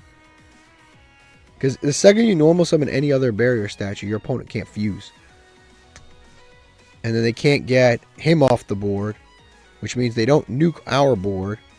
And if they don't nuke our board, then we win. But also we could Dimension Fissure, and then this doesn't go to graveyard. So like there's a lot of like if we drew any other barrier statues, we probably could have won here. But they're doing their thing right now. I guess if we can leave them on a Poplar. Okay. Snake Eye Ashen. Snake Eye Ashen. Very interesting stuff going on right now. Very interesting stuff. Yep, they're going to do this. Sinful Spoils. Uh-huh. These people are incredible. These people are just incredible. Sometimes you have to just sit back and watch and just be amazed. Like, this is just... Ashen Snake Eye. Rimfire. Volcanic Rimfire. We weren't done. We weren't done. Okay, they're gonna send 2. Yep. No, honestly, like, there's no point to even scoop. This is too hilarious. Merch. Okay. No, it really is crazy. The funny thing is, if I had gone first, I really would have won. Maybe. I mean, Dimension Fissure would have prevented all of this, but then again, Dimension Fissure is just a really good card that prevents a lot of things for a lot of people. So it's not even like it's that special, you know. Super Poly. Super Poly. Rimfire. Was that his plan on how to discard Rimfire? What are you even super polying into at this point? An Ashen. Embers of the Ashen. Okay. Wow. This might have been the greatest opening I've ever seen from a Ashen person. Oh, he's going to be able to send the Volcanic Emperor to graveyard. Get back a field spell. This is incredible, actually. Like, sometimes you just sit back and just be amazed. Yep, send Emperor. He's going to be able to burn us. He's a really good card that can recur itself every single turn. No, this is amazing. It's absolutely amazing. Yep, banish 3. And then she gets special summon when she's banished. The Flame Banshee. Yep, we get burned. They set a Volcanic card. This guy's doing his thing. This is the one that burns or can summon another Volcanic monster. It's just another body. Why not? Might as well have it. I'm going to set some stuff and pass, I'm guessing. Yep. 3 cards. 4 cards. 5 cards. Very dramatic reveal there in the end phase. Alright, so we'll start with Dimension Fissure. Not a doubt in my mind we start with that. Not a doubt in my mind we start with that. So he's going to burn us right off the bat because he can't special summon anything. Yep. Well, because I guess we controlled it. He can burn for extra. Might as well. This burns us every time we special summon. We're not going to be special summoning. We start off with Dimension Fissure for sure. This forces him to fuse now if he wants to. Yep. He has to fuse now if he wants to get this guy in the graveyard and save some of his monsters. So he kind of has to fuse immediately. But that's up to him. That's up to him. We also could have, again, if we drew another barrier statue, I would have summoned any other barrier statue, then activated this. Because then he couldn't have fusion summoned. But this just happens to be the fusion. This just happens to be the one that we drew. So we're going to summon this out. This card, destroy spell trap cards. Yep. It's going to be the Dimension Fissure. Alright, Poplar is going to be able to go full combo. Not full combo, but it's going to be able to recur itself. Okay, so now I guess we just go barrier statue here. Equip Moon Mirror Shield. We'll do the basics, the simple stuff. Activate, equip. What does this do? This can like target a card, destroy it. Target one face up. Yeah, sure. Again, realistically, he's going to destroy that. Sure. Is that once per turn? Yeah, we'll put that at the bottom. Bottom of the deck. I'm not trying to draw that right now. So that once per turn just to make sure. Yep, it is. Okay, so we're going to activate another one because we're lucky. Equip it to this. We don't want to put this in graveyard because he could just... Next turn he wins if he does that, so we don't want to do that. We'll just go battle phase. We'll attack over the Vados. Because he's the biggest problem on the board here right now. We cut off the Snake Eye part of the deck. I guess that's positive.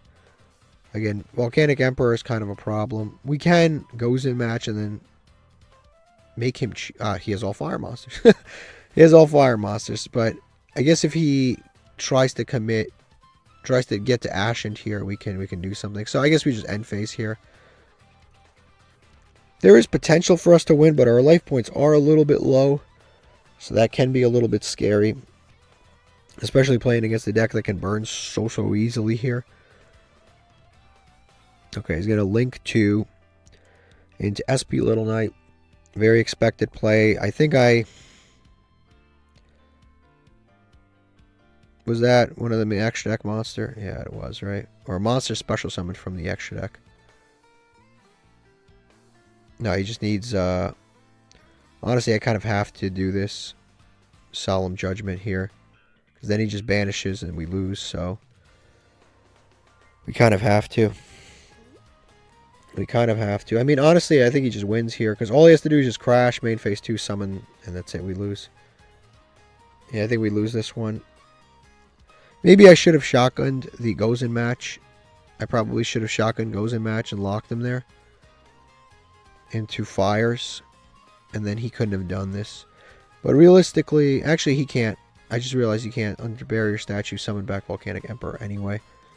So I guess it's fine. Yeah, no need to Gozen match now. We will draw this. This is pretty good. Other than... Yeah, that's just a good card. That prevents my monster from being destroyed by battle. Why not? We might as well activate it just in case he outs this. So we'll do this. Yep, sure. And we should go to battle phase.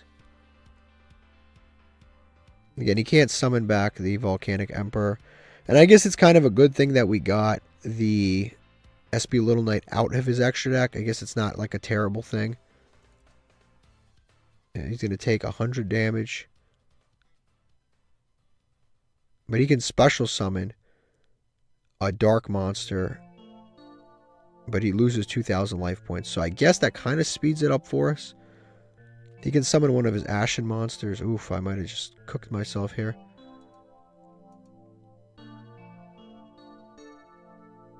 So I guess he can summon Tam. And under this barrier statue, he can summon an Ashen monster. He's going to summon DD Crow. Does he play like a small amount of Ashen monsters? Like how did... Is he playing Ashen as an engine? Does he not have another... Oh, he can summon equal to the damage he took. No, just any from deck. Why'd he summon DD Crow? Yeah, I don't know why he summoned DD Crow. He could have summoned any Ashen monster. He could summon the Searcher girl. He could have summoned another Priestess. But then again, I don't know how much of the fusions he's playing, so it might not have... He might not be playing multiples of this. He's going to summon, activate the Divine Temple, sure. Yeah, I don't know if this is... Maybe it's just he used Ashen as a small engine when he was really playing Snake Eye. I don't know what's really the idea here. I'm going to put Birch in the background. You set another monster, okay. Yeah, we really need to draw something. Like ASAP, we need to draw another monster so we can apply some real pressure here. That is not a monster that matters right now. It's definitely not a monster that matters. Unfortunately, we can't normal summon nor special summon that. This card's great, like early game, but like mid game with these barrier statues, it just does nothing. It's an Ash Blossom. We can always get over it no matter what. Sure, why not? End phase. Nothing else left to do here. Yeah, nothing else left to do here. Yeah, at first I thought this barrier statue was going to be bad. But now that I realize he has so many, like, he has fire and dark. This barrier statue ended up kind of coming in clutch. The crazy thing is if he had pure Ashen, he probably would have just beat us here. Yeah, we probably would have just lost. Yep, end phase. A monster that's not high level. Time Tearing Morganite. I'll take that for sure. Time Tearing, I will take that. That will let me draw 2 cards. This is the first time we drew it all day. Time Tearing, I will definitely take that. And then we just go to battle phase. Yeah, 100% I'll take Time Tearing Morganite right now. We could definitely use some extra monsters. Yep, we'll attack over that. That's gone. And we go to end phase here. We just got to keep them on this clock. So now they're no longer stuck. They're not. They're still stuck. They're still stuck under this barrier statue. This deck is always stuck under something. It's not one thing, it's another. I'm gonna set another one. Yeah, I don't know how much they have really left here. I mean, I don't really know what their deck really does here. This is a little weird. Like, they had mostly, it's mostly Snake Eye, partially Ashen, or is it? So we get to draw 2. I love how the other one just gets kind of added. Mistake doesn't really do anything here for us because we've got enough going on. We just summon this out and just start attacking directly now. So we go battle phase. Oh, we get 2 normal summons too. We could have summoned a Kashtira Ogre there if we wanted to. That's kind of funny. Yep, we'll attack over this. Yep, Fluffals, sure. And now we attack directly. It'll cost him 2,000, but he can summon something from the deck. But I don't really actually care. It's just more, yeah, we do 1,200 plus another 2,000 because of this card. Never mind, I guess he doesn't have any targets left that he can summon. He might have evenly matched because of that pause, but we might as well set Mistake, right? I mean, we kind of want to leave a zone open for stuff. But we can actually just set Mistake. I don't know how much Mistake really does here. He's really just hoping for a Harpy's Feather Duster or something like that. I don't know what Mistake really even accomplishes in this case. But it's better on the field than it is not on the field. We might as well have it there. If we need to, we can Forbidden Droplets away stuff later. Guess it's not too bad. Okay, they're going to activate DD Crow. I don't think that actually does anything of relevance. They're going to banish that, sure. I don't really care. Also, Time Tearing. I guess he should have just banished this. This has a better... This actually has a graveyard effect, so I guess he should have just banished that. Honestly, it's kind of miraculous that we're even winning this, because he honestly had a pretty good like board there to start. Oh, that just seals it. That just sealed the deal. That just sealed the deal. You know, this is over. This is definitely over. So we'll activate this. Might as well. That just sealed the deal. Because now he can't even destroy stuff unless he has like banishing, like non-targeting banish. Even targeting banish. Even if he need like Cosmic Cyclone and Raigeki, and then he beats us. Yep, that'll do it. This will activate. I like this. This effect's kind of funny because it's mandatory. So if he had another DD Crow, he would be forced to use it, which is kind of funny. He'd be forced to summon the DD Crow, and then it'd force him to get burned for 2,000. I guess we can use that in a weird like offensive way too, where it can end games quicker. This card's kind of interesting. It's such a like specific weird card, honestly. But it is kind of coming in clutch. I've never like, until I discovered it in this challenge, I'd never seen this card ever before. Yep, now we get to draw again. Cool. Alright, let's see. Now we get to just kind of wrap up this. Another great card, the Sanctum of Parshath. That's another protects destruction card. Unfortunately, we still don't have Cimo on board. I'm not going to tribute my monsters to summon Kashtira Ogre to end it this turn. That's just, it would be stupidest thing ever. I'm going to do that, then they're going to fuse, and then we're going to lose. So, well, not even fuse. They're going to divine. They're going to use the Divine Temple and just special summon one of these guys, and then go full Snake Eye combo. So we lose if I do that. So, even though that does technically on paper end the game here, be the dumbest thing in the world to do. They're going to summon Max C. And this is usually a sign of surrender. Somebody summons Max C and tries to crash into something. Hopefully he crashes into the right card. Otherwise he survives again.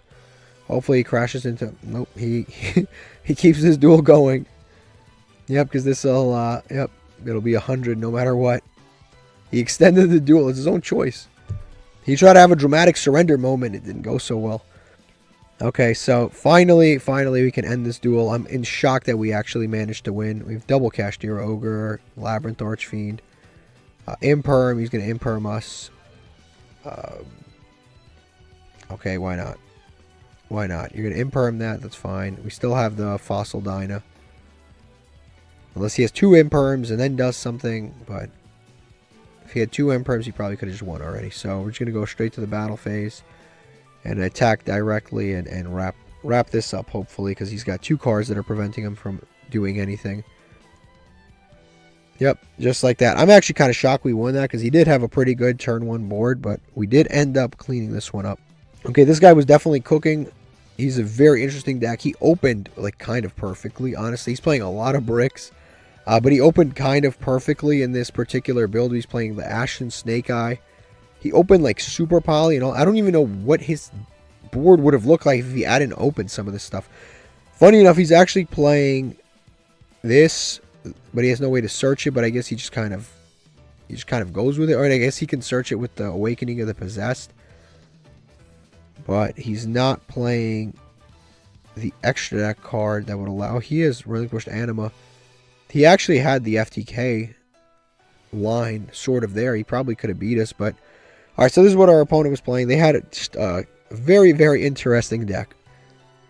Okay, let's open up some packs real quick. Got 2 packs to open. Hopefully we pull something good. That was a very, like I said, that was one of the coolest decks we probably played against. Junk Forward, Dragon, Revival Rhapsody. Draco Nexion is a really good card for Dragon decks. Malefic Dragon, Malefic Red Eyes, don't have regular Red Eyes. Mystic Shine Ball. It's a huge pull. That's a huge pull. Mystic Shine Ball is insane. Whoa, almost open 10 packs there. Can't do that. Maybe over the course of an episode, but not just like that. Mystic Shine Ball's huge. I think that's our 3rd Mystic Shine Ball. We might have 3 Venus, 3 Mystic Shine Balls. That's actually kind of crazy. Goka. That one, the Elder Entity card. Another Dark Factory of Mass Production. Nightmare Pain. Can't use that. Guardian Iatos is like such a masochist card. But I don't think I can use this. Send one equip. Target 3. I mean, the whole thing is you summon it for free if you have no monsters in graveyard. It's pretty good. Vendread Knights, and let's see what this card is. We've got Singularity Fiend. This is extremely specific. What archetype is this even intended for? Why is this a super rare? This is like one of those random commons you see and go, this could be usable. Like, I don't know what archetype this is even supposed to be for. You can use it in Yubel, I guess, but you have to discard specifically a spell. I mean, this is not a bad interruption. It's just a little too specific. Guardian Iatos is a cool card, though. Okay, real quick, let's just look at this. We've got Mystic Shine Ball. We now have 3 copies of this, and we have 3 copies of Venus. That is insane. We now have the ability to summon basically any Link 4 on a normal summon, which is absolutely bananas. We might be building... This is kind of crazy. This might be a little crazy. This might sound a little crazy, but we might be building a counter fairy agent deck. We might be building something like that for next season. I don't know yet. But it's something that could definitely be very possible now that we have 3 and 3. Okay, we just lost a coin flip. The hand's pretty good, as always. I mean, this hand, it's hard to... I don't want to jinx myself, but obviously you're less likely to brick when you don't have, like, cards you're afraid to draw in this deck, which we're not... there isn't really anything we don't want to draw. Maybe the Aura Paragon is, like, one of the cards you'd least want to draw. This guy is a little bit too good already. He's already... Oh, never mind. Well, I mean, this deck is pretty good. The Allure Queen stuff is pretty decent. But he's already, like, playing in the standby phase around the Droll. Like, he's already doing too much for Platinum, if we're going to be honest here. But 60 card Allure Queens, which is interesting. This deck can do a lot, in theory. But I hope we actually get to see some Allure Queen stuff rather than just Sinful Spoil / Azamina. I hope they actually do some Allure Queen stuff, because a lot of the times people will build decks and they swear, and really they're only lying to themselves, because there's no point lying to us. But somebody will build a deck and they'll be like, I'm playing Allure Queens, and then you look at their deck and it's 98% Azaminas / like White Forest, and they'll be like, I got to gold with Allure Queens, and it'll just be all of this. And then they use this to discard, and that's what you see in the replay. But this is like, I hope that he actually does do some Allure Queen stuff. That would be very exciting to see. Okay, he's going to activate, yep, the Allure Queen to get the Palace. Allure Queen Dance. All of these cards are new to me. I don't know, Allure Queen is kind of a random one to give support to. Spellcasters gain 500. Yeah, you can special summon Allure Queen to your opponent's board. Okay, cool. And then he can also send this special summon 1 1500 or less. That's actually generic. Spellcaster with 1500 or less attack. That's pretty generic. And he has a negate on board. So I guess that's the whole point of the Azamina thing, is to keep that negate on board. Yep, now he searches this 7. I think 7 is an old card. Yeah, 7's one of the older cards. It is mad random though, like that Allure Queens of all of the different archetypes in this game. The fact that Allure Queen got support is kind of insane. Okay, so now he's back to the White Forest stuff.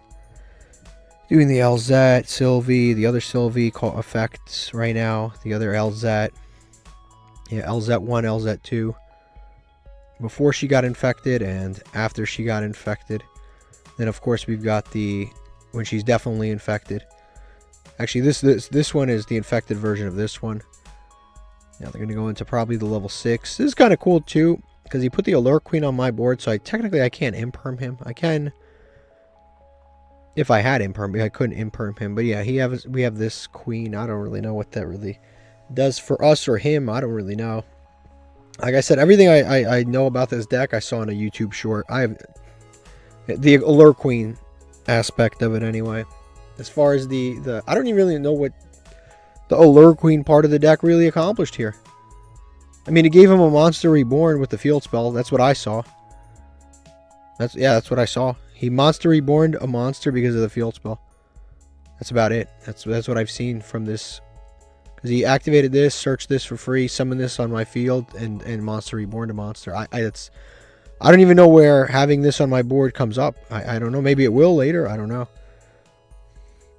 We've been playing some interesting decks today, though. We played Ashen, Snake Eye. We played this. It's kind of, you know, Blue-Eyes with the, whatever they're called, Centurion. That was an interesting combination. Okay, they're going to shuffle back, summon that. The Sylvie.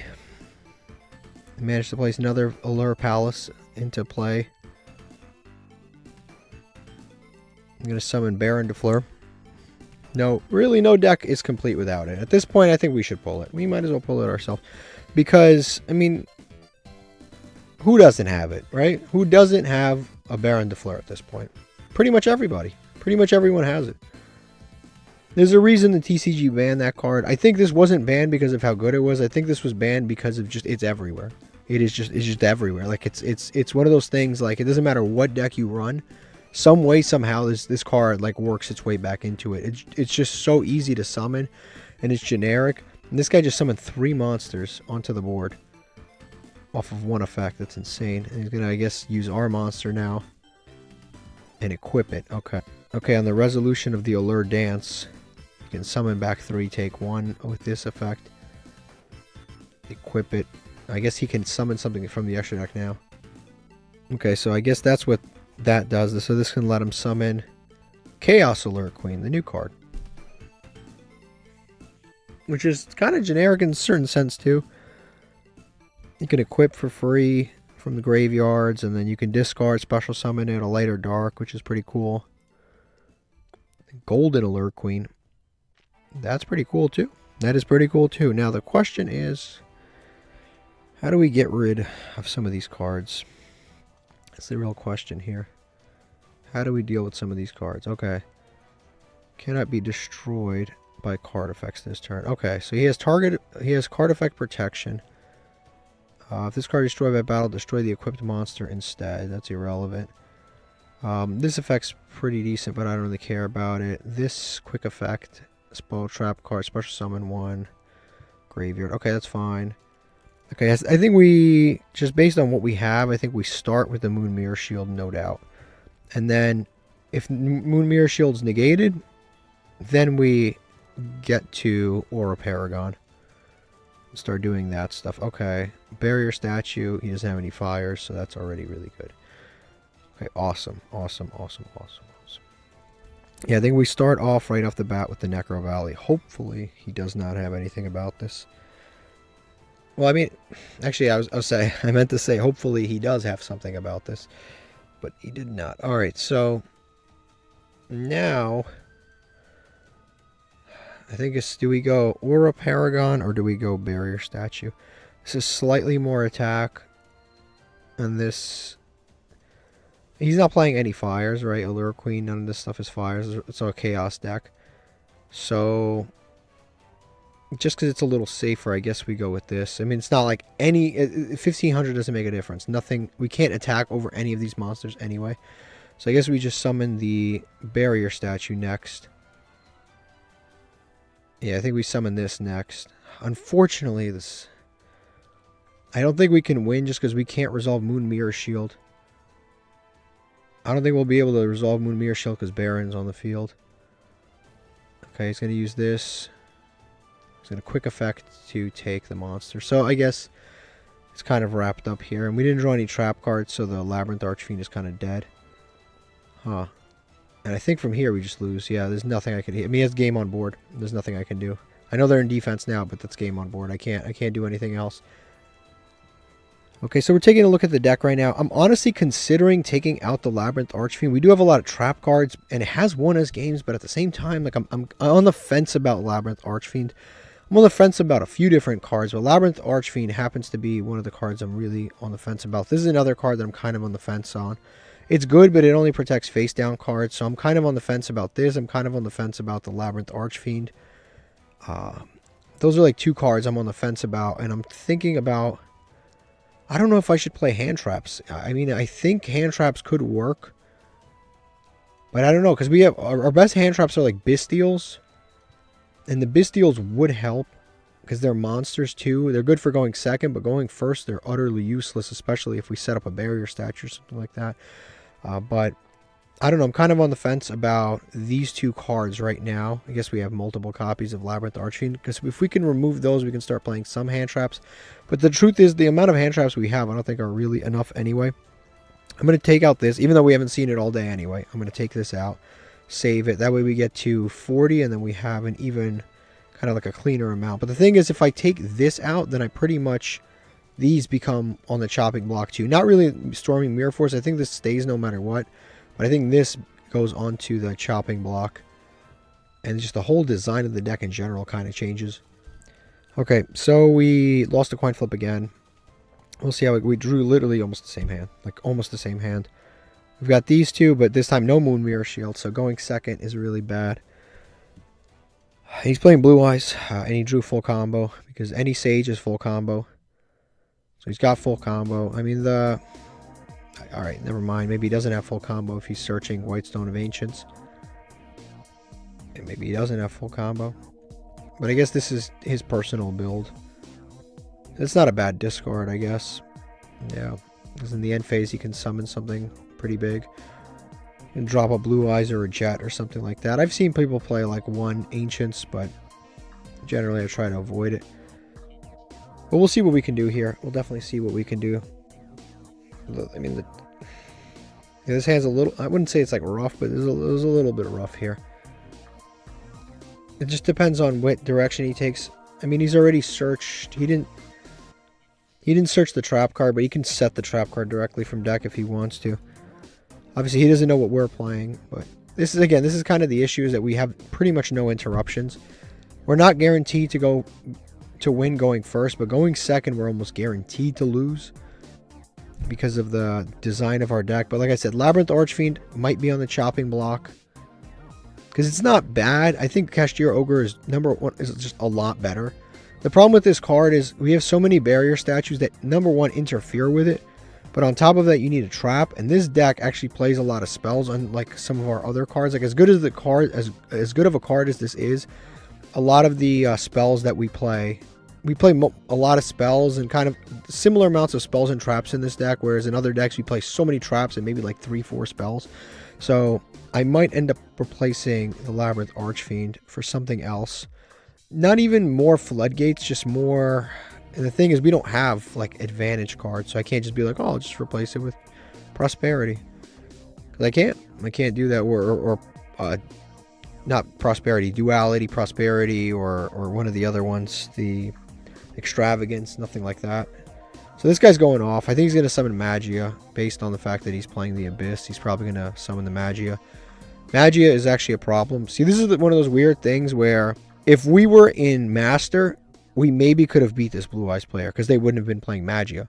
But because we're in Platinum and people are goofballs, he's playing the Magia build, and Magia actually negates trap cards, whereas most of the Blue-Eyes stuff doesn't really negate trap cards.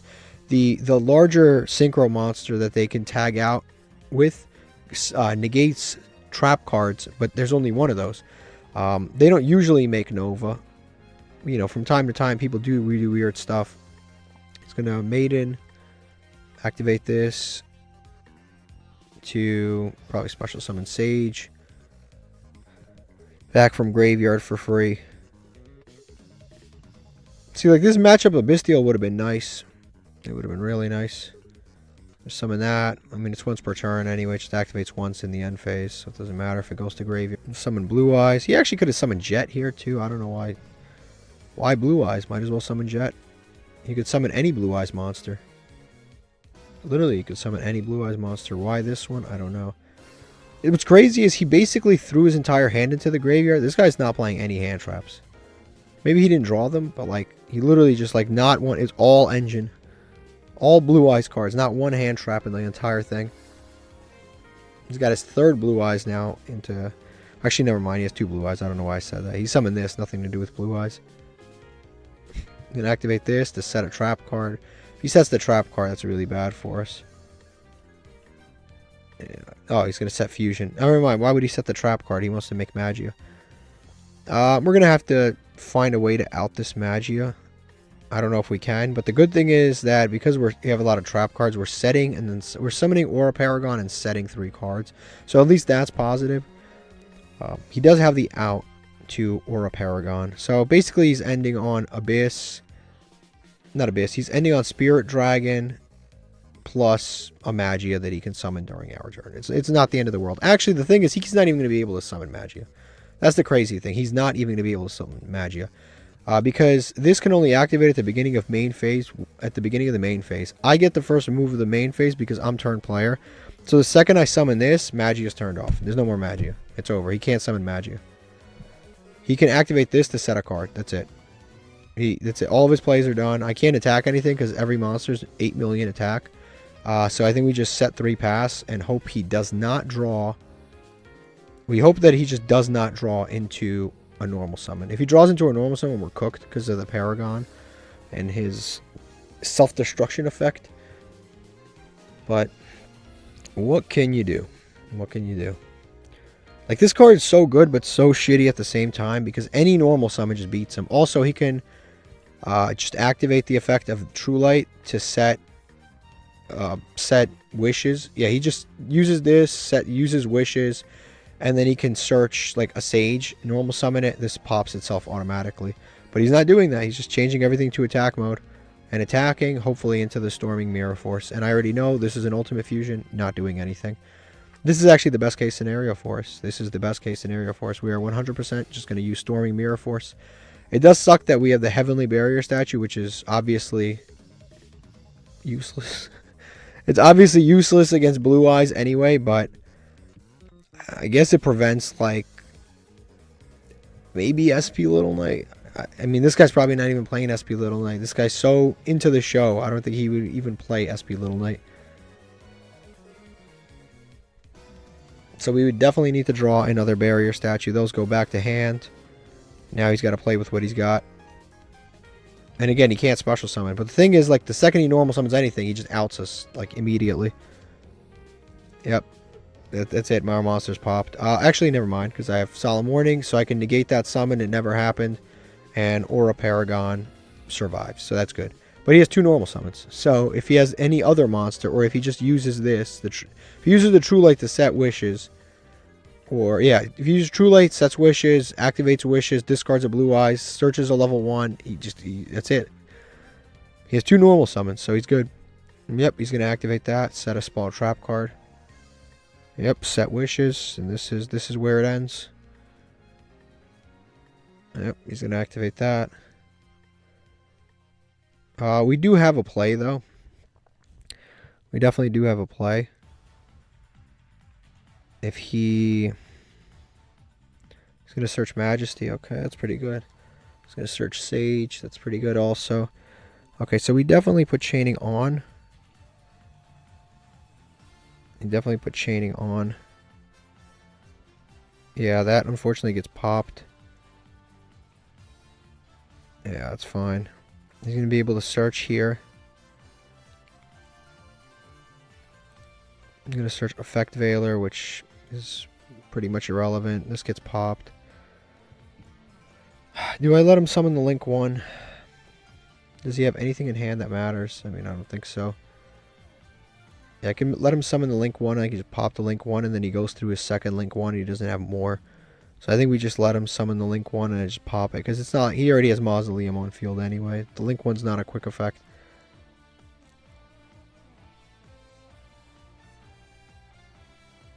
He's going to activate this to fuse. Well...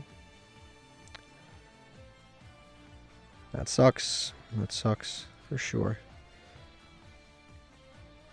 He's going to activate this. Yep.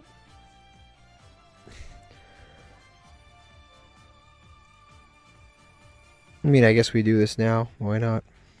We do this now just so we can put this into the grave. We want to put that dinosaur into the graveyard. And we want to be able to summon the Labyrinth Archfiend if we can. So we want to put, yeah, the Convoy into the graveyard. And we also want to... Yeah, he's going to fuse these two into a Magia. There's no point to even Labyrinth Archfiend right now. There's no point to Labyrinth Archfiend whatsoever. Because Labyrinth Archfiend is going to go into Tyrant and this. If I activate this, he can just negate it. It doesn't matter. Yeah, this card has been sort of dead. In a lot of duels, actually. In a lot of duels, it's been dead in this deck. Unfortunately, I think we lose. This took a lot longer to figure out that we lost than needed. That doesn't do anything. They're both light. This is a light barrier statue. This is irrelevant. This is... I can activate this, but he just negates it with this. It doesn't even matter. Yeah, I think we just lose. I think we just lose. There's nothing. There's nowhere to go from here. Nowhere to go. Okay, I think we need to take a second look at this deck and how to play it. I think we actually can squeeze in hand traps, but we got to take some cards out. I think Labyrinth Archfiend has to go. I think Labyrinth Archfiend again has to go. Those can go. What else can go? I'm looking at this. Labyrinth Archfiend, the doubles can go.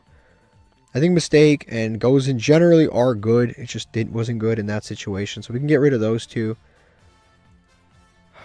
What else? If those are gone, I can technically get rid of the Memories of the Adversary, or I could just play more of them. But let's go to high to low. Let's go to rarity high to low and see what we can do here. There's probably some decent cards that we can throw in here. Again, I'm kind of Bestial Magnuma and stuff seem like they'd be kind of decent. But I think Ash is generic. We can definitely play that. This probably not, just because we don't activate a lot of effects, so there's not a lot for our opponent to negate. So I don't know if that'll come up. Stuff like, for example, maybe Lightning Storm could work in this deck. You just go second, activate it, blow, and negate. Maybe something like that. Something nice, generic, simple. Maybe those two. Can slightly offset our win percentage. Or a Paragon is decent. I think I'm playing in terms of traps and spells that are good. I think I'm playing all of them. I have this, I have this, I don't play this in this particular deck, but I have this. Like I'm already playing. I guess we can maybe play this. But this is when they would special summon a monster, which if I have a barrier statue, they're not special summoning anyway, so it doesn't do anything regardless. In terms of trap cards, again, we'll just kind of look through our trap cards real quickly. Reckless Greed, I have 2 of those. I guess we can play. We can play Threatening Roar. That doesn't deal with the monster. This we can technically play back to the front. Actually, now that I think about it, we can play back to the front. So if they out a barrier statue and they try to go to main phase 2, we can just back to the front, bring it back. But again, this is one of those cards that's only good going first. And I like cards that are slightly more generic. So stuff more versatile like Forbidden Droplets, Moon Mirror, Like, those cards are just good if I draw them first or second. I don't like things that are good going second, because then I end up opening Lightning Storm and stuff like that. And I'm just like, I'm just stuck. I just like, oh, great, we drew this going first. Yeah, something like Hall the Haunted is pretty decent, Back to the Front. They're just not good. They're not versatile. This is another Floodgate, actually. I just remember we added last episode, we added that Floodgate. So we'll save this for now, see how it goes, and then maybe come back. Okay, we just won this coin flip, which is nice. Let's see what we get here. Ash Blossom. I just added Ash Blossom. Immediately draw it when I don't need it. I guess we just set. Actually, we might as well activate. We don't have a monster that we can't destroy by battle. Activate this. Yeah, honestly, bro, I'm kind of thinking about just normal summoning Ash, activating this.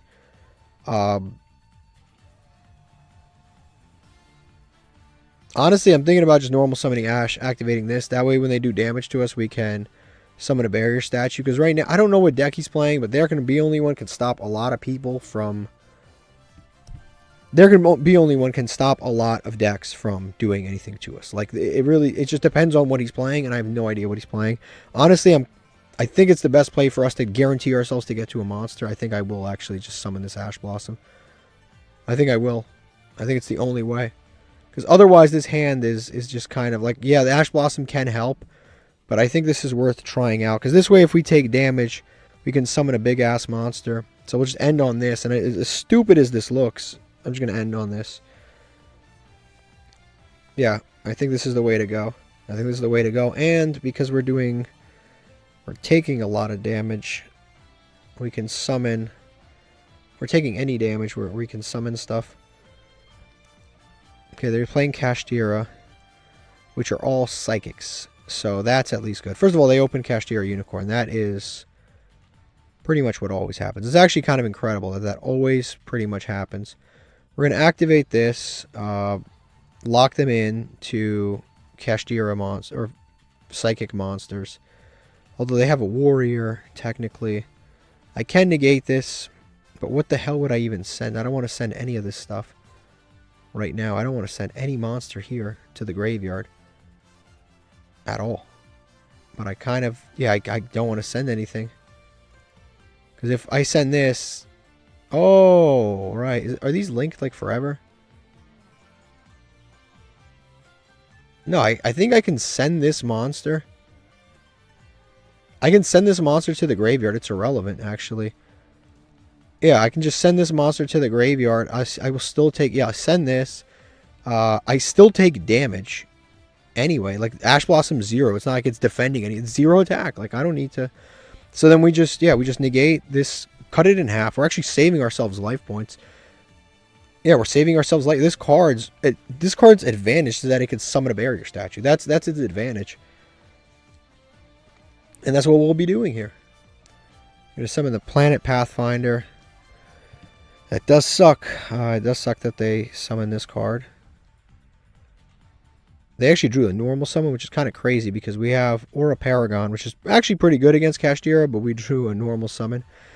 We get to use this effect to summon. Yes, we definitely want to take the 2000. Here, we can summon... Fossil Dine is pretty good generically. Yeah, it's pretty good generically. We could definitely do this. Yeah, we could also summon Aura Paragon. I think Fossil Dine is pretty good. And how much defense does this thing have? 13. 13's pretty decent. So we'll summon this out, take 2 grand. We finally get to use this card to try to figure out if it's worth having. And based on what I'm seeing, I mean, it is worth having, technically. As long as you draw a Fossil Dyna. Again, we kind of have to rebuild this deck to focus it more around these kinds of monsters instead of the stuff that we had before. So that's pretty good. So we have this. We just have to draw like a Moon Mirror Shield or Power of the Guardians or something like that. And then we start just really snowballing this into some serious advantage. Okay, main phase. Yeah, we just need to... We literally just need to get this done here. He's going to tribute to get the Kashtira field spell. So that can let him search even more stuff. If I can out this card right here, I'm good. Like, I'm good. I think I win this duel. If I can out Kashtira Unicorn, I win this duel. But I just need to be able to out this Kashtira Unicorn some way, somehow, and that buffs it right there. That card just buffs Kashtira Unicorn. So now I just need to figure out a way to get rid of it, and I win this duel. Funny enough, like, subbing out for this Ash Blossom has already helped. Even without using the effect of Ash Blossom, it's already helped. It's just kind of crazy. Okay, they're going to search the Reinhardt. That's fine.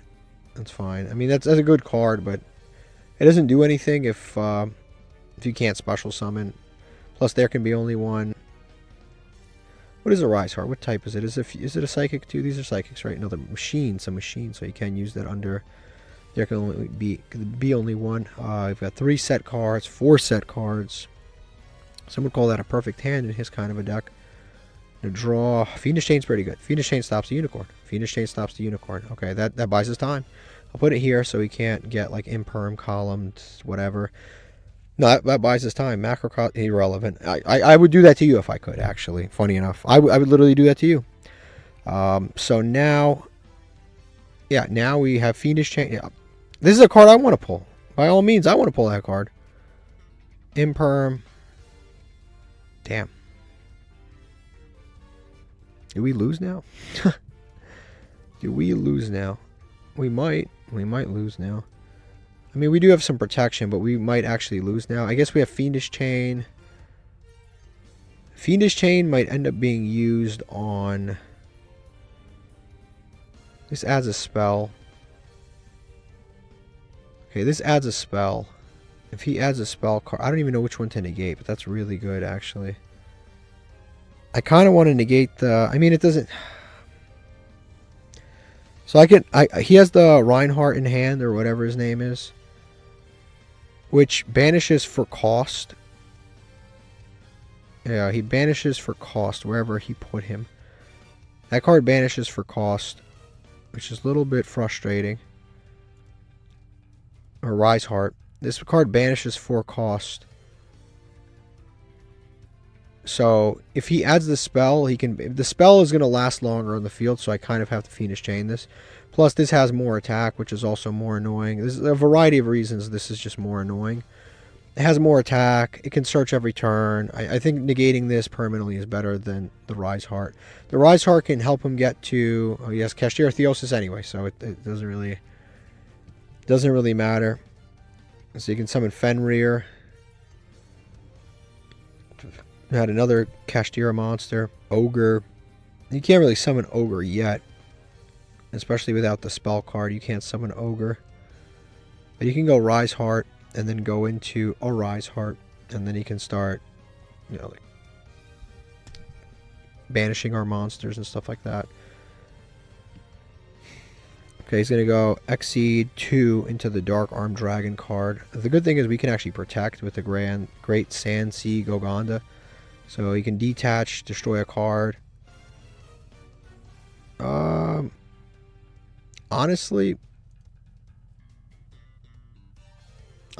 do I care about this? Like, legitimately, do I actually care about this? I mean, I guess I kind of care. No, I care. No, I don't care. This card's negated. I don't really care if he negates this. I mean, if he pops this, what does that really do? Is there like a pop? And he can banish a card in our graveyard. That doesn't matter. So he pops this. He attacks us. Then we can summon. Oh no, we can't summon because we don't have 2,000 life points to pay after we take 3,000. So yeah, I kind of have to do this. I don't want to do this, but I kind of have to do this. And I'll send this. It's going to get banished anyway, but at least we get to protect our monster. But he does have the Rise Heart in hand, so he can just keep going here if he wants to. Yeah, we don't have 2,000 life points to pay. Wow. That's not once per turn.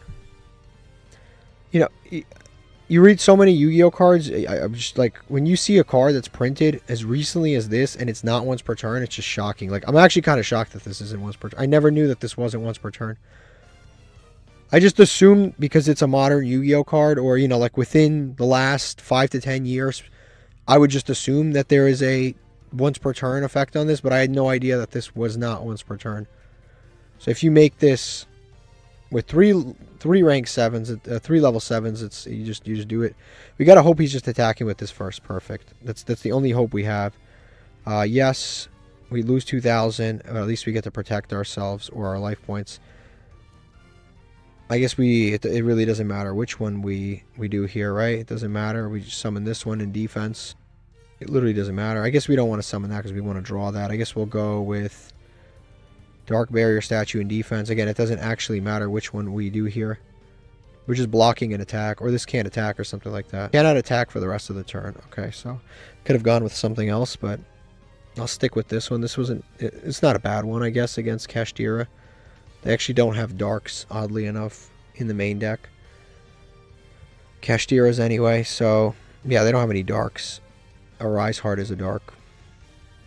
Probably the worst one I could have summoned then. Yeah, literally the worst one I could have summoned. And he scoops. I don't know why he scooped. I don't know why he scooped. I mean, he could have made Arise Heart, right? I don't know. I don't know. But we won.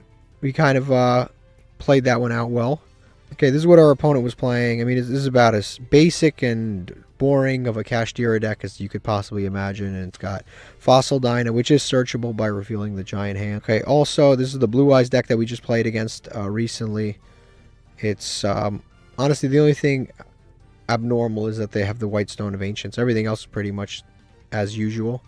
And then, of course, we've got... This was the Allure Queen deck, which is just one of the typical 60-card piles that you see going on. Just a bunch of different engines. Somehow White Forest, and somehow always the Diabellstar Witch is always somehow involved in these decks. I don't know how, but she's like... Every time somebody builds a pile... She ends up in there somehow. She's in every pile ever. And then we've also got, of course, Fiendsmith, which is, you know, if you're building a pile deck, you might as well include. Okay, let's open 2 more packs before we call it quits here. And then we've got to do some critical review of some of the Floodgate deck. We have to, like, maybe get a better build going. I don't know. We got to see Alien Shock Trooper, a Harpy 3, Deskbot 07. We actually do have a lot of Deskbots. Incantation, Spiral, Double Agent. I don't know about that stuff. I don't know about that stuff. It didn't look that great to me. Maybe this pack is a little bit better. We do need some really good rares and commons, so I don't even want sometimes. This is a decent... This card's terrible, actually. It's not decent. It's a terrible card, but it is a draw 2 card. Which I guess could be our draw 2 card for this deck, but it is a terrible card. I just... Nordic Beast, not really great. Final Light. Double Hooking is the Double Monster Reborn, right? Yeah, Double Monster Reborn. You discard a card, yeah, summon 2. Wind Up Rabbit.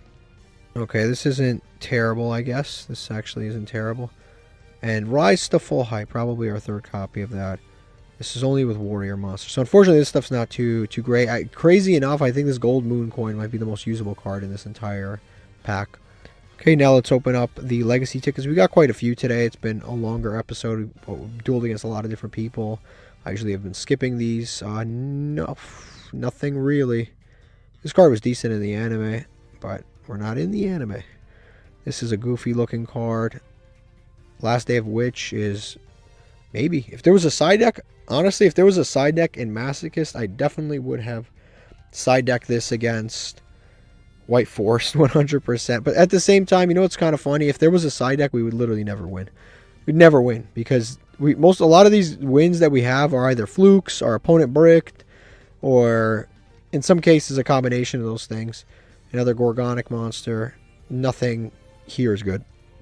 Okay, so here's what we've got going on here. This is the deck at the end of the episode. I mean, it's not bad by any means. It's not bad. I think overall it performed like a mixed... I'd say it's probably in our top, like... It's definitely in our top 5, maybe top 3 decks between rank 4 Turbo, Marincess, this. It's probably going second Trap.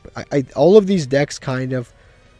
It depends on how long I'm willing to play, but if I am willing to put in the hours, I can get this up to Platinum, to Diamond. I know I can get this up to Diamond. Same thing with like rank 4 Turbo, and same thing with the Marincess. Like if I play Marincess long enough, I probably can get to Diamond 5 with it. It's just going to take me a little while because that deck can beat going second. It can even beat some meta decks. This deck obviously struggles for obvious reasons going second, or a Paragon has, self-inflicted issue. This card is good if you open it with a certain card. Like if you open it with Blockout Curtain, actually you can't. Blockout Curtain is your opponent's card effect. If it would be destroyed, if you open the Aura Paragon with Decisive Battle Golgonda, it can actually be usable. But otherwise it's kind of bad. But also, yeah, you kind of have to open the Condemned Witch and then tag out into this. But if you straight open this, it's kind of an issue. Also, as we saw, the Labyrinth Monster is a bit of an issue. But we actually got rid of it, which is kind of nice. As far as what we pulled today, let's check. Order Obtained. What did we pull today that's been useful? Maybe Guardian Iatos can be useful. It's a generic 2500 as long as we don't have a monster in graveyard. That could be usable in certain decks. 3 Mystic Shine Balls is actually kind of crazy because, again, if I build a Counter Fairy deck, I'm probably going to throw in that stuff. Like, this stuff's good. Like, this is actually really good for, like, a generic... This is probably something we play in the Going Second Trap deck. Like, we just play this as a normal summon. Normal summon the Venus, and then just summon 3 Shine Balls and go off from there. It's actually not terrible. We could probably get away with playing this in the Going Second Trap, because all of our Link 4s are now so easy to summon. Literally so easy to summon. We just go to high to low, and we just look at our high-level links, and we have all of them are now useful. Like, at any point. Singularity we could probably summon. Not that I would want to. I mean, this is a 6, but we could technically summon it. We can summon Firewall, Borreload, Boral Sword, Mech Knight Crusader Avermax, this Lion Guy. This we can't because it's zombies only. This doesn't count because it's water monsters. Mystic Shine Balls are light. But, like, we have access to all of these monsters pretty much up here. This like, row of 4. All of the monsters from Master Rule 4 we have just here. Available that we can summon anytime. The best one probably being Crusader Avermax, but you can summon any of them pretty much at any time with the Going Second Trap deck. That should be interesting. So I guess we'll see how that goes.